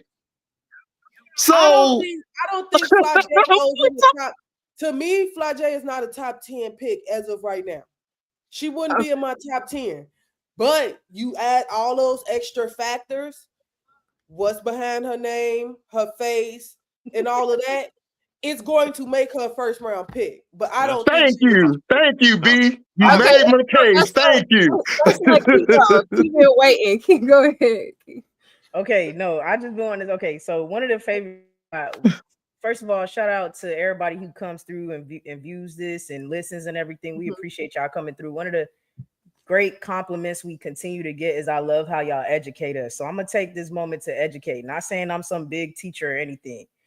For the people like she has improved each year, I have to disagree with you, right? Because I want y'all. I'm telling y'all, I sit here and rewatch games from previous years, y'all. So I want y'all to do the same thing. That's y'all homework. This is what we mean by improvement. Scoring more points does not mean you've improved. right. It just doesn't. Right? It's oh, she added a floater, a floater to her bag, or she added a this or that to her bag. Flau'jae shot from the same exact spot that she has taken shots since her freshman year. Okay, that is it. Now, again, she has had to score more points because the team is on her back this year because Angel Reese is not there no more. So she has had to do that. And now you see without Angel Reese, she struggles. She struggles without an Angel Reese type of player on her team. Now, I don't have Flau'jae high. I take Sonia Citron over Flau'jae personally. Yeah. You know what I mean? That's just me personally, but a lot of people will fight me about that. A lot of people will fight me about that, but that's the difference between me and other We people. talking about basketball players, though. I think people get caught up. You still trying to add something to your team. Correct. Yeah, let me just basketball let me finish. Sonia Citron's a coach's dream. Right, exactly. So for me, that is where, for the people who's just like, I don't see what y'all are saying. She has improved. She's the leading scorer. She's the highest scorer on the team. We're talking about and then we got to understand the caliber of team, the caliber of coach. Maybe if Flau'jae's on Florida State, we do give her props and blah, blah, and all of this other stuff, but she's on LSU. So it's like, I hate to say it, she gets judged. That's what happens. That's just the reality of life. You get judged harder depending on the team, the coach, all of that type of stuff you come from. It's just the truth. You don't really judge everyone the same. So also on top of that, she's coming from Kim Mulkey's legend, LSU championship team coming into continuing to grow that program to be that type of stature. And you just feel like she left a lot to be desired, y'all. Now, I can't say third round pick now. I can't say third round pick. For me, though, top in this year's draft, I can't say she's in my top 5. Like some people think she would go top 5. She's not in top 5 for me. Not for me. You know what I'm saying? But she's not in the third round either. That I can't say. I think she's not ready for the WNBA this year. However, I think when she does go, I think the WNBA is going to put belt to A. I think things will change for her, but I think she's a coming off the bench player. I don't see Flau'jae as a starter. She don't have like a motor like an Anissa Morrow. She don't have like those intangibles you want in a player. I don't see her as a starter personally. So But a lot of people think differently. They see her as a starter in the WNBA. They see her. I don't see her as that. Go ahead, Prince. No, you on mute though. You on mute, Prince. I got a question. See, This the first time I've heard the whole panel agree on something. Yeah. we got revisionists. Like Nah, we but we look, we. the only part I'm we- fighting them on we- is she can't get better though. She can get better. Oh, I think she No, can no, get no, better. no, I didn't no. say Time that. out, I never time out, said she time couldn't out, get time out, man. It's a mentality thing, bro. They ain't got I nothing don't to do with know. this I game. don't think she's gonna get better in Look, college. I Look, think look, she's y'all better keep at the next forgetting. level. Look, I'm about to put basketball into perspective for y'all right quick. Y'all keep forgetting there's levels to basketball play. What was Flau'jae coming out of high school? Where was she ranked? She was a 4-star recruit. If you don't answer it, I want you to answer after I say this because I got a 2-part to this. She If was. we let people think, no, she wasn't key. If we let people think, if we let popularity control the narrative, people would think Flau'jae was ranked in the top 5 coming out of high school. Flau'jae was number 26. She was No, 26. she was. She was a 4-star recruit. We'll let people think. Popularity will let people think, and that's how people view Flau'jae. People view Flau'jae as Kiki Rice. Kiki Rice was number 2 in that class. Again, there's levels to basketball. We keep saying Flau'jae can get better. We only saying Flau'jae can get better because we're letting popularity cloud our mind and think she was a top 10 recruit. Top 10 recruits we use that analogy for. That's why I say I'm about to put this into basketball perspective for a second. Look, she was ranked number 26. Her popularity came from you know who. We don't even need to mention it. Come on, man. Don't do that. It really came. Let's start there first. Let's start there. Then let's go to. I disagree. Then let's go to. Prince is right. I'm talking about her championship. Not off the court. I'm talking basketball. Oh, okay. You talking about the challenge? I often say, come on now, y'all. Yeah, that's a stretch. I literally said, let me talk basketball for a second. Oh, okay, I literally said that. I don't care about people's popularity off the court. That don't mean nothing to me. I'm talking basketball play. She was ranked number 26.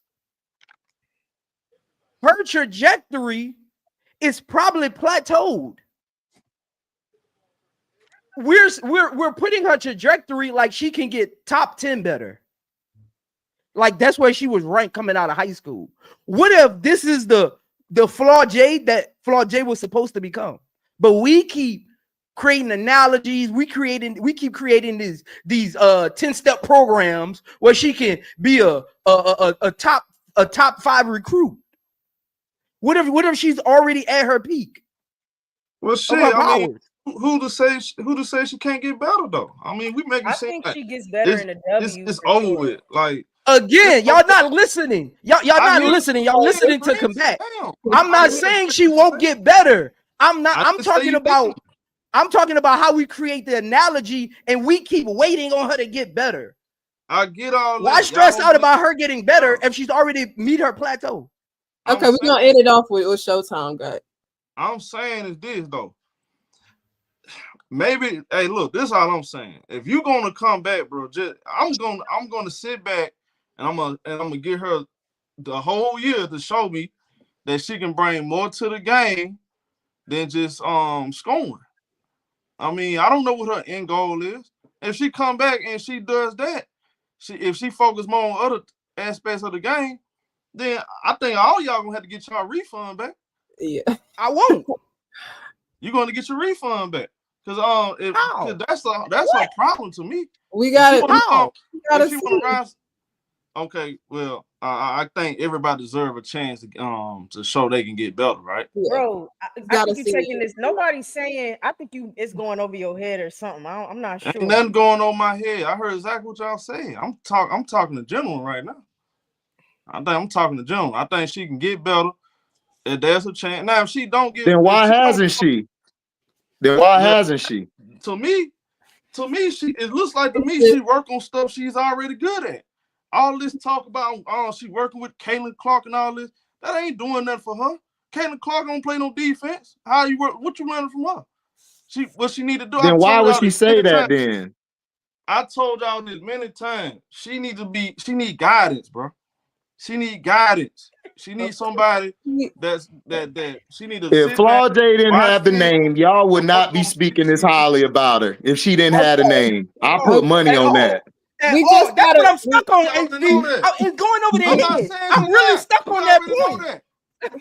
I'm really stuck on She's that a point. four-star recruit. we just already gotta, know that. we gotta see I what knew she that do. I knew that before, way before. We just gotta see what she do next season. Showtime saying that she may have some up her sleeve that we ain't never That's seen. all I'm saying. Other panelists saying that we done already seen peak Flau'jae, so we just gotta see because she will If she be. come back on the same type of time, then shame on her, because there's no need for you to come back. You ain't. I mean, if you ain't trying to become a complete basketball Look, Showtime. My point is, Showtime. This is my point, Showtime. I think she's already overachieved. That's my whole point. That's why I think my whole little segment just now went over here. I think she's already overachieved. She was the number 26 recruit. I think she's already overachieved. Yeah, she already overachieved. And she's better than Kiki Rice. Let's be clear. Kiki Rice is mid to me. That's what I'm saying. I think she's already overachieved. That makes sense. I think she's played as well as the top 5 players in her draft class. That's what I'm saying. I think she's risen her play to the top 5 players in her draft class, but that might be her plateau, and that's okay. To me, that's not a bad thing. That's okay. That's okay. We just gotta see next year. We just gotta see what you do in the LSU jersey next year. But we'll move on. We know that Flau'jae has another side to her. She's a businesswoman because last year she announced that she is an ambassador for Unrivaled, which you know is a league that has been able to reach heights in just the first season. They made over $27 million in revenue, which was largely due to a media deal with TNT, plus a blue chip roster of corporate sponsors. The league averaged over 220,000 views during the regular season and the playoffs. The championship game drew in over 360,000 views, and we know that was played against the Rose and Final. And the most watched game was the Lunar Owls versus the Mist with over 370,000 views.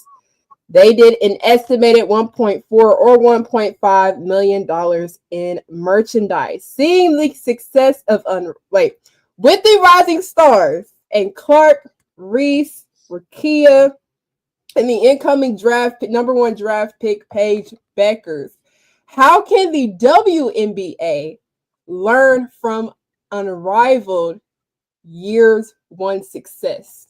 Stop acting like this the CCA. We'll start right there. Like this, stop acting like this CCA. Hilarious. I like that. That's funny. The CCA. Every time I turn on ESPN, this is it turns into the CCA. I'm sick of it, bro. It makes me not even want to watch this bull crap, man. I look, bro. It's this simple, dog. I know Caitlin Clark. She's the best thing since sliced bread, and 95% of y'all people eyes. She ain't the best thing I ever seen. Not the best player I ever seen. You don't have to shove her down my throat and convince me she's something that I don't believe she is. She's a good player. She can shoot the ball. She can pass. She got a ponytail that's in a rubber band. I mean, all of that looks cool. She got Nikes on, and she in the Indiana Fever 22. Sound good. But guess what? There are players in the league better than her. I don't look. Y'all can watch. That's fine. I'm not tripping. I got league pass. I'm going to watch the games I want to watch. But look, she's not Michael Jordan. This is not we got to stop all of this trying to make it seem like she's doing what Michael Jordan did. No, she didn't. She's not. She's not Michael Jordan. Y'all created a Larry Bird, Magic Johnson type vibe with the WNBA last year. How we going now? You gonna make it seem like it's just Michael Jordan? Stop making Angel Reese to some type of villain that she's not. Angel Reese never said none of those fake quotes y'all said. Stop boo-booing on Angel Reese. Stop making it seem like Angel Wilson is jealous of her of Caitlin Clark. Stop making it seem like Indiana Fever has to get all the calls for people to watch because what really happened was I saw a lot of people that worship Caitlin Clark kiss the bottom and the top of her feet. They want to drink her bath water. They was complaining, talking about she ain't getting no calls. And Kat Engelberg looked like she was paying attention to the whole bull crap. She said, you know what, we got to give them more calls. That's the same bull crap that's going on with the Lakers, man. Hey, man, that ain't making the league no better. So what do you suggest? What do you suggest the league do? So like promote the league. Yeah. Okay. So do you think they should shed light on other players and stuff? Yes. What the physical calling them did. Okay. We talk about Unrivaled. We talk about everybody. Yeah. You literally watch everybody. We got our bang for the buck. We got to watch Nafiza Collier, the one-on-one. Look at how they promoted the one-on-one challenge. The one-on-one, everything. It was all about the whole shebang. Okay. Yeah. Incorporating other ideas. Yeah. It wasn't Nafiza Collier and Ryan. We literally saw the whole thing. Yeah. That's it. But I mean, how hard is it? The WNBA been around for 28 going on 29 years. They don't know how to profit out their own league because they don't know how to promote. They don't know how to promote their own product. That's been an issue. And I agree with that. But B, what you got on WNBA kind of incorporating some ideas that the Unrivaled League did their first year? I think it's important. I think one of the things I've learned that Unrivaled is doing now is that they're going to play the contracts for players who were injured during Unrivaled who cannot participate in this W season. The WNBA cut their contracts if they get injured. So, like, Unrivaled already one-upping you because they're making it where these women can still get paid. In the W, if you get hurt and you can't go to season, they'll cut your contract. That's one change they can make. Like, these women deserve better than that. They put their body on the line night in and night out for a league just to get injured and then be told, I got to cut your contract because we got to fill this spot. We don't have, like, that's BS. I agree with Show too. Like, you got to start marketing more than just one player. Is a multitude and a plethora of different players in this league who in my opinion and Show's opinion is better. A'ja Wilson is the best player in the world right now. Right now, as of right now, A'ja Wilson is the best player in the world. She should be plastered everywhere. And if you don't know how to market her, go learn how to market her. Exactly. Hire people who know how to market her. Start including people in these teams that can market gay women, who can market straight women, who can market makeup, who can market underclothes, who can market like it's so many different things. Mm-hmm. And you gotta have that interdisciplinary team who can market everything. The W is slacking in that area. Unrivaled use one simple thing, social media, to market their league, and it worked. The WNBA got to get better at using social media to market the league. You have players who's big on social media, like Angel, like Dejanay, and they're not using it, but they want to continue to force one player to everybody. That play ain't everybody cup of tea. In the NBA, you got LeBron James, who is this group of people cup of tea. Steph Curry, KD. They're pushing everybody because everybody likes different styles of basketball, but the W don't do that. So I think it ultimately just starts with using your resources, and the W biggest resources is their players. They got to use all of them. I agree heavily. Prince, what's your thoughts on Unrivaled, learning from the success? You know what's so sad? You know what's so sad for the WNBA? We got to get on here every other week and talk about what a multi-million-dollar company with staff members getting paid millions of dollars to come up with ideas to continue to expand the league, bring in revenue, promote the players, and market the league to the world. Like, we got to come on panels and continue to have these discussions. And the league been around for 20 plus years. They got a 3-step problem. First step is, when they league first started, they should have had a better leader in place to get them their own rights deals. They got to get out the NBA back pocket. Look, if you got to go to a network that's not majorly known for sports, because right now it's not about the popularity of the WNBA. It's the money and the revenue that they're bringing in that's dragging the league down. It's not the popularity of it. If you got to go to a network, TBS is some nonsense. Just to get a TV rights deal of your own for maybe a $2 billion, go do that. Because at one point, TNT wasn't showing sports till NBA made the deal with them. Go get out of the NBA back pocket. Go create your own television network. That way you can bring in your own revenue and not be dependent on the NBA to give you scraps left over the asparagus after they ate the steak. Like, start there first. Go get your own money. Stop depending on other people. Go get your own money, even if it hurts the league for a couple of years. You've been hurting for almost 30 years. 2 more years ain't gonna hurt you. 2 more years is not gonna hurt you. Look, go get your own. Start there. Then you need to bring in people and stop this nepotism going on. These GMs are incompetent GMs. These owners, their board isn't competent board. This nepotism they got going on, hiring a family friend because half of their husbands own the NBA team, so they gave them a hobby WNBA team, and they just hiring their best friend from high school to help them run the team, help the marketing department and the board. Again, these people got to remember, it's not the board. The owners have a say-so on how the league is marketed as well. When they go into those CBA meetings, the players that are competing. I had to correct somebody the other day. You know, when they go in CBA meetings, they're not arguing with Kathy Engelberg. You know that, right? They're arguing with their owners, their own team owners. Like, it's not Kathy. Their team owners are failing them right now. It's not Kathy.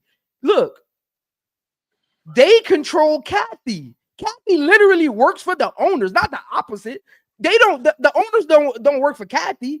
They do what Kathy does. What they say do.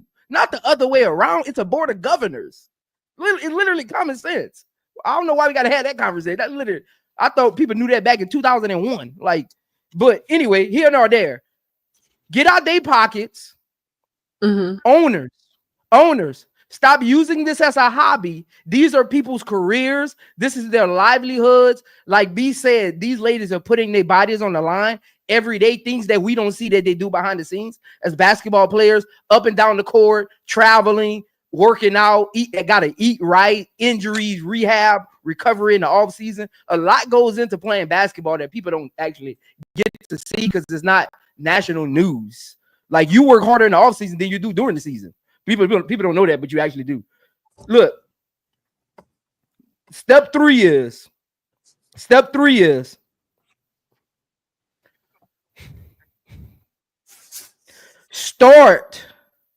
literally start putting all teams in front of the audience so they can fall in love with a team and not a player.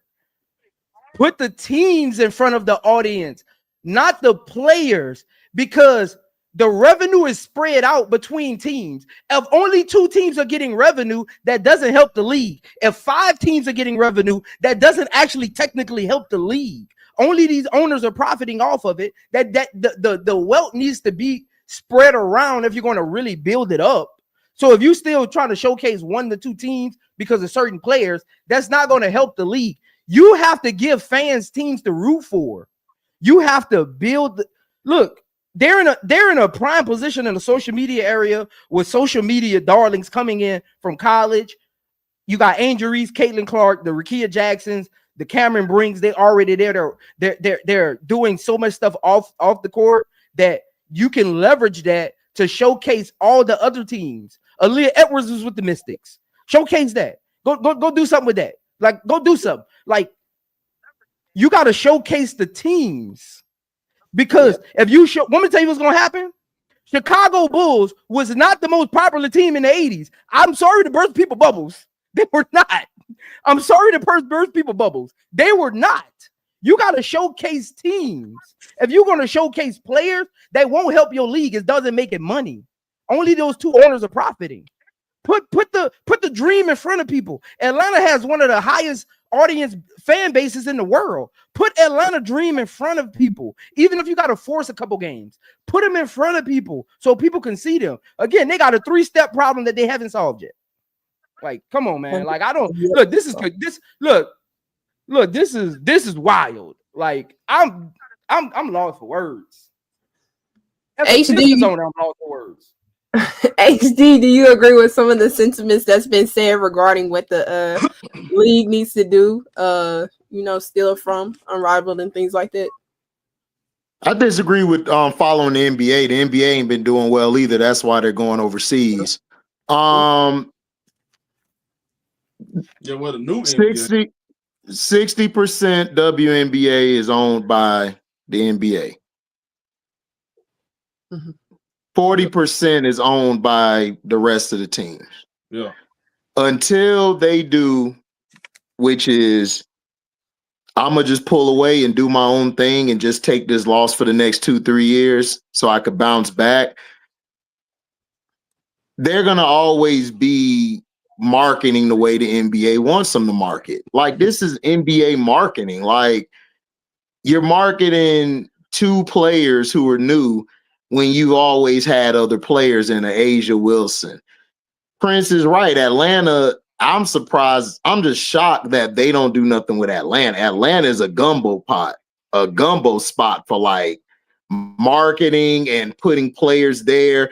You have a young player in Ryan Howard, and then you got Alicia Gray, who's been in the league since she played the wings. Until you pull away from that and then rebrand your name from the WNBA, like, because everyone is trying to compare it to the NBA. This is why you don't spread to other markets, because people are expecting to come in and see it play like the NBA. And when it's not, it's like, oh, well, I'm going to go over here. They need to do this. They need to do that. You have to have control over your league. And then what messed the WNBA up first was they spread too fast. They were putting teams everywhere. What the market didn't dictate them to put a team there.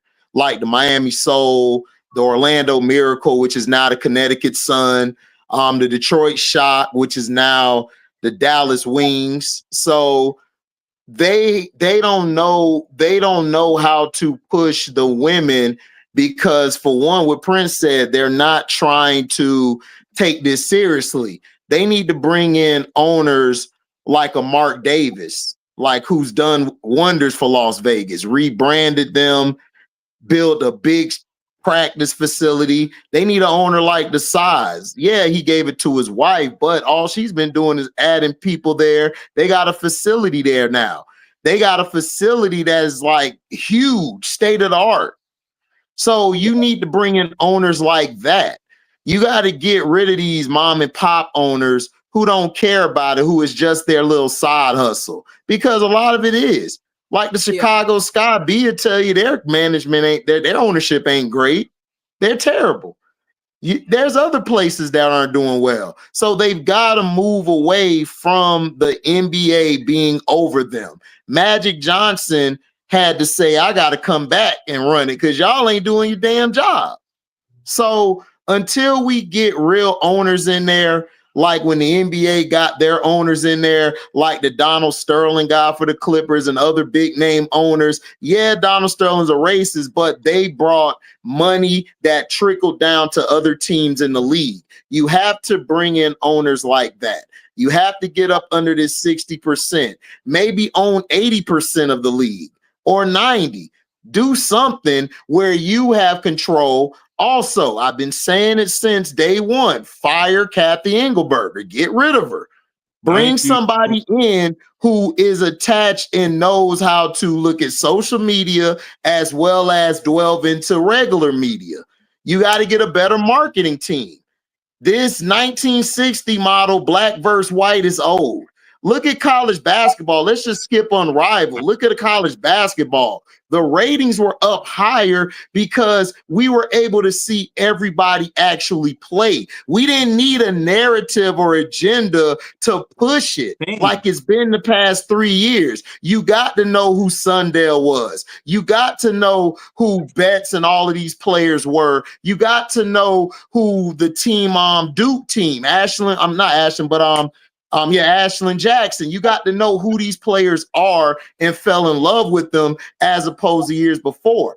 Unrivaled did a great job marketing day one with the different players, making you guess who was going to be in the league.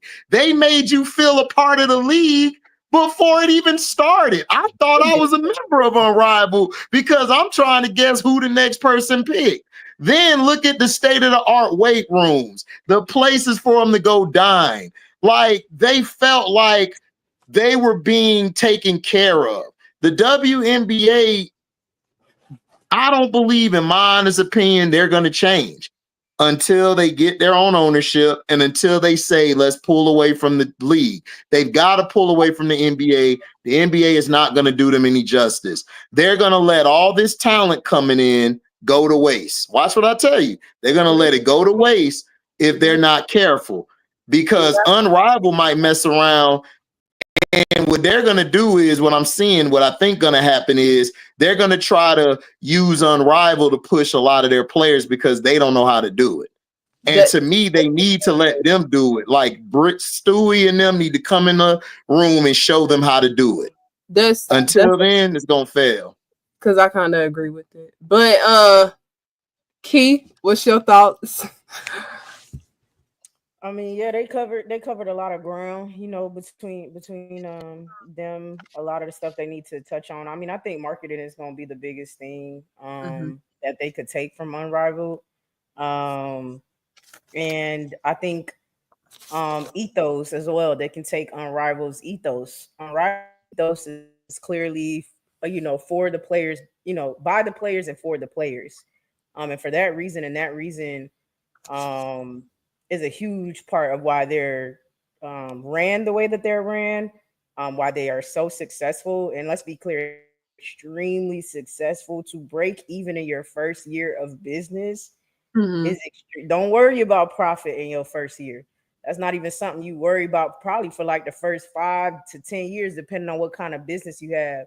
You actually take whatever money and you keep reinvesting it into your business so it grows. Now, if you want to buy a business and you say, okay, I'm gonna buy a business for $100,000, right?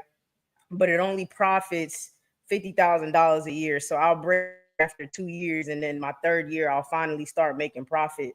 That's not a bad thing if the first 2 years you don't make profit. That's the point of a business. So don't let nobody tell y'all Unrivaled was unsuccessful this year because they didn't make profit. Breaking even in your first year is insanity. That's crazy. That means they did everything right. Okay, so that's number one. Don't let people lie to y'all, man. And mess y'all, if y'all future business owners up, mess y'all minds up thinking you got to make profit in your first year. That's not how that goes. So, for Unrivaled to be able to do what they did in their first year, yeah, I think absolutely you pair with that league and whatever that league had going on as owners, you pair with them. Kathy Engelberg as the commissioner of the WNBA, you pair with them. It's very simple, actually. This doesn't need to be complicated. It don't need to be crazy. You don't even need to go and find your own people. Who are y'all's people? Because it's literally a league for only 3 months. When the WNBA is on the outs. So do them people want a full-time job? Because, I mean, go find them people and employ them people. It's that simple. Yeah. Go ask Stewie and Nafisa, what did y'all do? Go ask that commissioner, what did you do? It's that simple. I get that. Oh, it's 5-on-5, it's more teams and all of this other stuff, man. Figure out anything. Everything multiplies. It don't matter. You just figure out how to make it bigger. You have to hire more people to add on to those people, but they have the formula, so you can multiply that formula. And it's it's that simple to me, man. I think HD and Prince touched on great things. Create your own avenue as well, where people could come straight to whatever streaming service you have. I would pay if you told me every single WNBA game is gonna be on here and you could watch it live. I'm paying for it. Let me tell y'all something. I don't pay for none of my streaming services. I got everybody else's password. I refuse to pay for streaming. You know what the hell I did when Unrivaled came? I paid for Max. I paid out of my pocket for Max. You know what happened? I ended it at the end of Unrivaled. I don't have Max anymore. So if they created, if the WNBA, not that stupid, telling too much, Key, telling too much. Not that stupid app, by the way. Not that app where I have to wait till the game is over to watch it, or Amazon Prime and all that crap. No, get you your own streaming service. It's $10. I will pay for it. I will pay for it while the league is going on. I will pay for it. Then I will switch to Max with Unrivaled, and I will recycle year in and year out. I'll pay for it because I get sick of trying to find the games everywhere on different services and this and that. And I don't want to do that. I want to watch the games live when they're happening at the same time. Scheduling. I hope it was because it was an Olympic year last year, but the scheduling has to be way better this year, where they cramping these games an hour after each other. It's 5 It's going to be different, Key. That they only do that for Olympic years. That's the only reason why they did all that. Yeah, that's what I was saying. I was hoping it would be different. It's going to be different because of that. So yeah, I mean those things. But marketing is I talked about this on my little, on my page when I did a live. Marketing is the biggest factor, and so long as they can figure that part out, everything else will work itself out. Because y'all can talk about popularity and views all you want to. Marketing is how you get revenue. Don't let nothing tell you different. Marketing is how you get revenue. You get more revenue when you market. That's it. You don't just, they watching for a certain player, and so that player is who puts that's not how it works. It's marketing. That's how you get money. So they have to figure that out like off rip this year. And they should have been figured it out going into the draft, to be completely honest. Like, I need to be seeing the draft everywhere. I need to be driving through Atlanta and see the draft on a billboard. Like, I don't even understand what they're doing for real, to be honest with you. They need to be in every city where there's a WNBA, and even cities where there's not a WNBA team. You should be having a billboard, a commercial. I don't care what it is. We should be talking about the WNBA draft this year. I mean, I don't understand it. So I can go on and on and on, but I'm not gonna do that, y'all. But yeah, I mean, I think y'all get the gist of what I'm saying. Those are good points. That's why college does the numbers it does. It promotes the school. But hopefully the league, the WNBA commissioners, whatever it is, owners, media team is watching this so they can know, they can be informed on how the WNBA can draw in viewership and everything like that. Since we are speaking about the W, we know that next season is going to be a season that's going to be in the books, especially with the players coming through the draft. How can this year's draft class help playoff contenders? And also, who will benefit the most? We'll start off with HD. This year's playoff, I said beforehand, I think it was like 2 months ago or 3, I was on Prince on IMZO Media. Make sure y'all follow my brother. He doing big things over there. I was on his channel and I said that this draft is nothing to me but like key role players. You probably, after like Paige and Cheyenne Sellers, to me, you kind of got everybody is kind of like role players or solid players who can help tip your team over to either to a chip or to the playoffs. To me, I think a player that could really help out, and I know we talk about her a lot. I like Isaiah James. The reason I like Isaiah James is she could be that microwave player for your bench. So like, let's say like your starting 5 isn't got it going. She could come in and change the course of the game with her scoring and the ability to score at all 3 levels and attack the defense. Paige Bueckers, like the first pick overall. Like, part of the historic 2020 high school recruiting class. She could change your franchise around overnight. Like they went to being last because of injuries, but now they possibly could be a playoff team or middle of the pack team just by having her presence on the team. You also got a Cheyenne Sellers who Uncle J.E. talked about, Prince talked about. B, of course, talks highly of her. She does a great breakdown on her channel. Make sure y'all go to B Sports Buzz. She talks a lot about Sellers. Sellers could be somebody who can make your team who's at the bottom possibly fight for a playoff spot next year. She's that good. She's that impactful. Citron could go to a team who a year ago was supposed to get far in the playoffs. She could help that team probably go further this year just by playing the 2 or the wing and her ability to pay attention to detail on defense. Very fundamentally sound.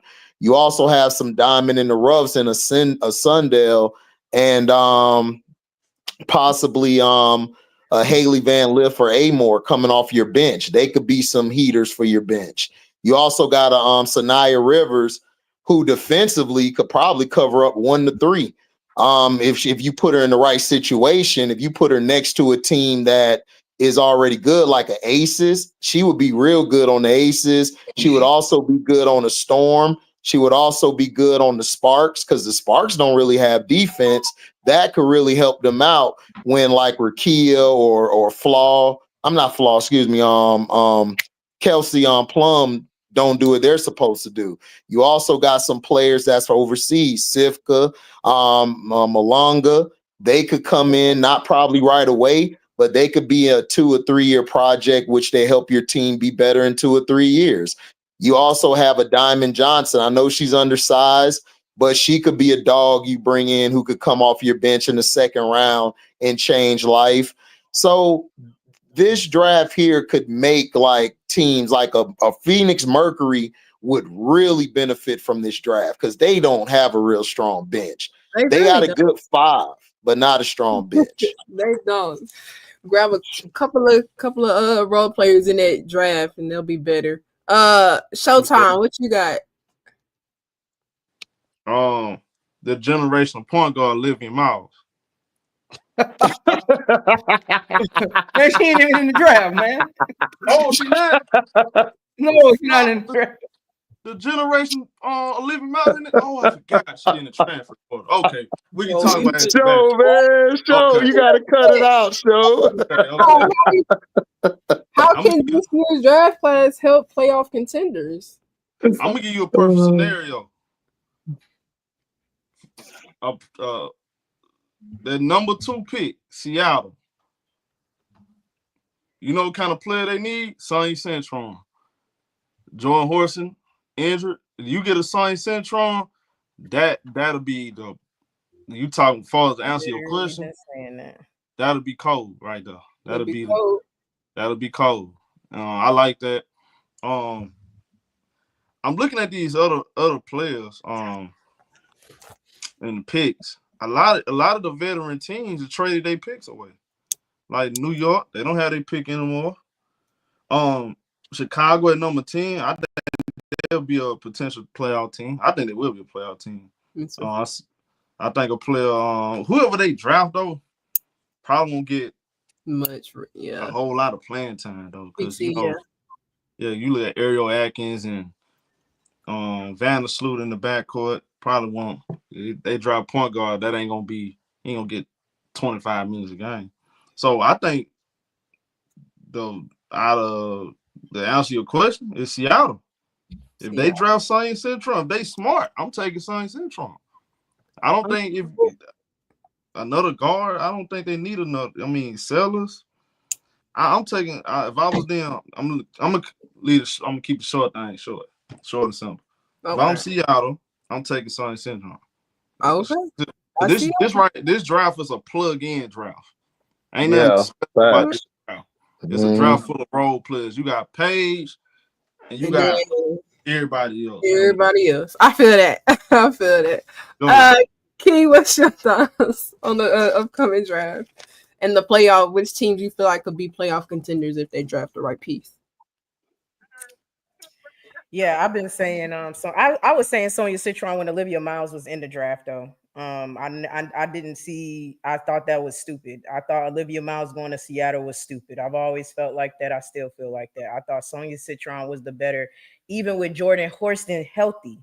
I thought Sonya Citron was the best.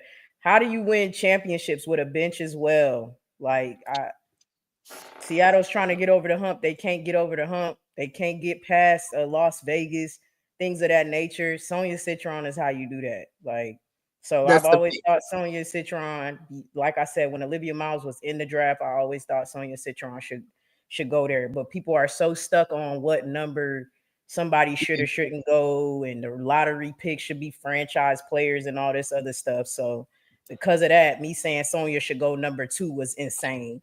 But to me, it's the better fit for the team. It's the best fit for the team. So Sonya Citron should go to to Seattle. And that's all that matters. The better fit. To me, anyway. But who else? I mean, New York.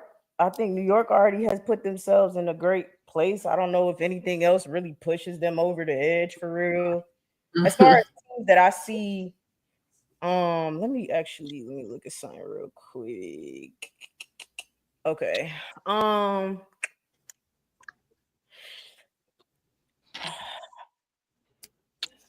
I think the Sky need to get a point guard. I think the Sky need to get a point guard or I can see that. To help them even be like to cement in a playoff contender. Not Mhm. saying they wouldn't be if they don't get one, but like to just make sure. I think they need a point guard to help them be a playoff contender. All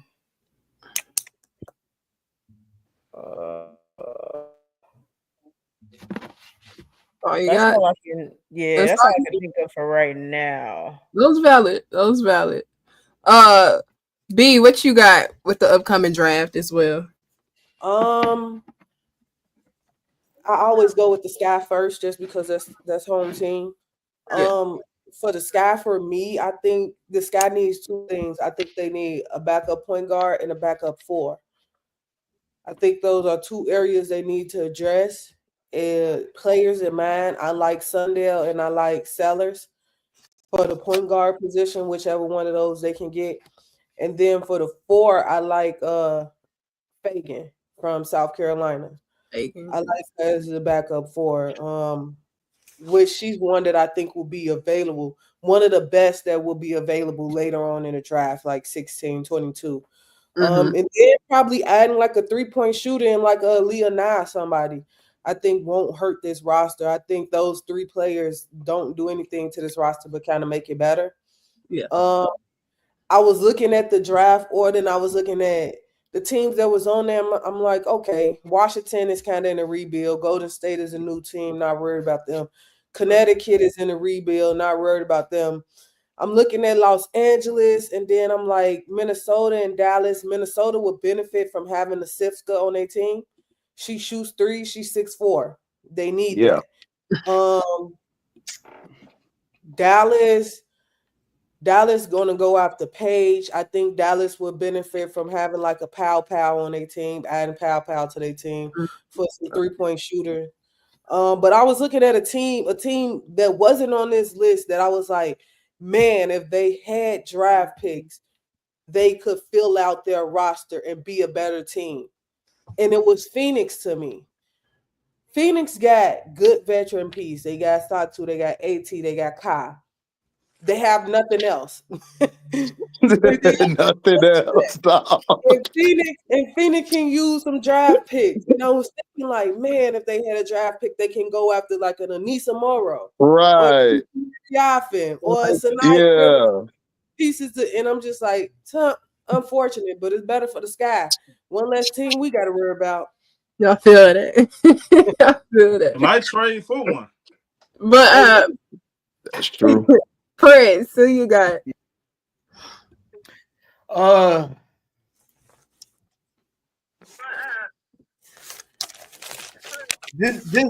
was excited for this draft. January 1st, but as of April 7th, this draft is looking like the 2026 draft every day. It's getting more like the 2026 draft every day. These are some good role players though. Like, but they need to go to the so. I think I did breakdowns on most of the first round picks outside of I did Anissa. So most of the first round picks, honestly, I'll say this. 80% of them need to go to the right team. They're good role players level, but 80% of them need to go to the right team, or they'll be out the league in 2 years. That's how limited their skill sets are. They need, if they don't end up on the right team, they'll be out the league in 2 to 3 years, which is average for so that ain't no you don't need to clip that. It's literally average for most picks. Dang, man, that generational point guard Olivia should have been in the draft, man. Damn. She should have been in the draft, man. I don't know. Look, she would have been the solid. Man, she ain't in the draft. Move on. I mean, I'm saying no. This ain't no slight at Olivia. I'm saying Olivia would have at least made the draft exciting. Like her coming up, her and Flau'jae declaring would it gave me a little more, yeah, okay. I don't mind covering this draft. Because I don't think it mattered. She was possibly going 2 or 3 no matter what year she go. She still got a possibility of going 2 or 3 next year. I'm talking from a conversational standpoint, them not declaring kind of messing up the momentum, So that's why I said I ain't digging at Olivia Miles and nobody. I'm just saying from a conversational standpoint. I mean, we cover basketball from a covering basketball perspective. Them not being in it limits the content for the draft, right? Like better work on that defense. You're gonna be bottom 3 in D. Yeah, I mean, you're a generational point guard, but your team ain't top 5 in offense, and you ain't top 10 in assists, but you generational. I mean, but that's another story for another day. We'll leave that story for another day. But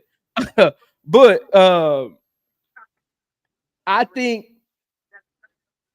Cheyenne Sellers is gonna be the steal of the draft, but I know there's recency bias because I just did her breakdown, but I like the way Serena Sundales controls her offense. I like the way she plays with bigs. She's patient. She don't get rushed. And I mean, she outplayed the last 2 point guards that people got ranked ahead of her. She literally sent them home in March Madness. Literally. Like, not figuratively, literally sent both of them home. Literally. And like they was on the other side of the bracket and she just made it long. No, she was like, oh, these 2 are better than me. Y'all got these 2 ahead of me in the draft. Belt to butt, like point blank, period. So, I mean, at the end of the day, we always assess players and be like, well, they didn't do this and do that against this person. But when we don't want to highlight a person, we forget to mention that part. But if this would have been somebody that we really liked, we would have made that point that I just made. But when we don't like a person or they not highlighted by ESPN, we forget to mention that concept. So, I mean, she's not a sexy name. I think she's a sleeper of the draft. She's gonna be a real good point guard, whatever team drafts her. Cheyenne Sellers, I think, is the steal of the draft. She climbed up the board even more with Olivia than him. I mean, it's a good draft of role players, but 80% of them need to go to the right team. I agree with B. Phoenix needed this draft. Phoenix is the playoff contender that needed this draft more than anybody. Chicago's still building. Indiana didn't really need their pick. That's why it was bouncing around. I think Dallas wants to see what they have with Paige and Auriemma. I think Dallas is fine not having like 3 first-round picks because I think they want to really see what they have with Paige and Auriemma before they go into next season. I mean, outside of that, Liberty is really much set. I mean, they could use another shooter off the bench, or actually, they could use another ball handler. Not another shooter. Liberty could use another ball handler. I mean, outside of that, all the other playoff contenders are really much set. Yeah. I think we can all agree, obviously, this class will be filled with role players, but I'm excited for the draft. I'm super excited to see it. Very excited. But that is all we have today. We touched on a lot of topics ranging from the collegiate level to both of the pro level, Unrivaled and the WNBA. And I wish we could spend more time with y'all talking women's basketball, but it's a wrap. That's a wrap. So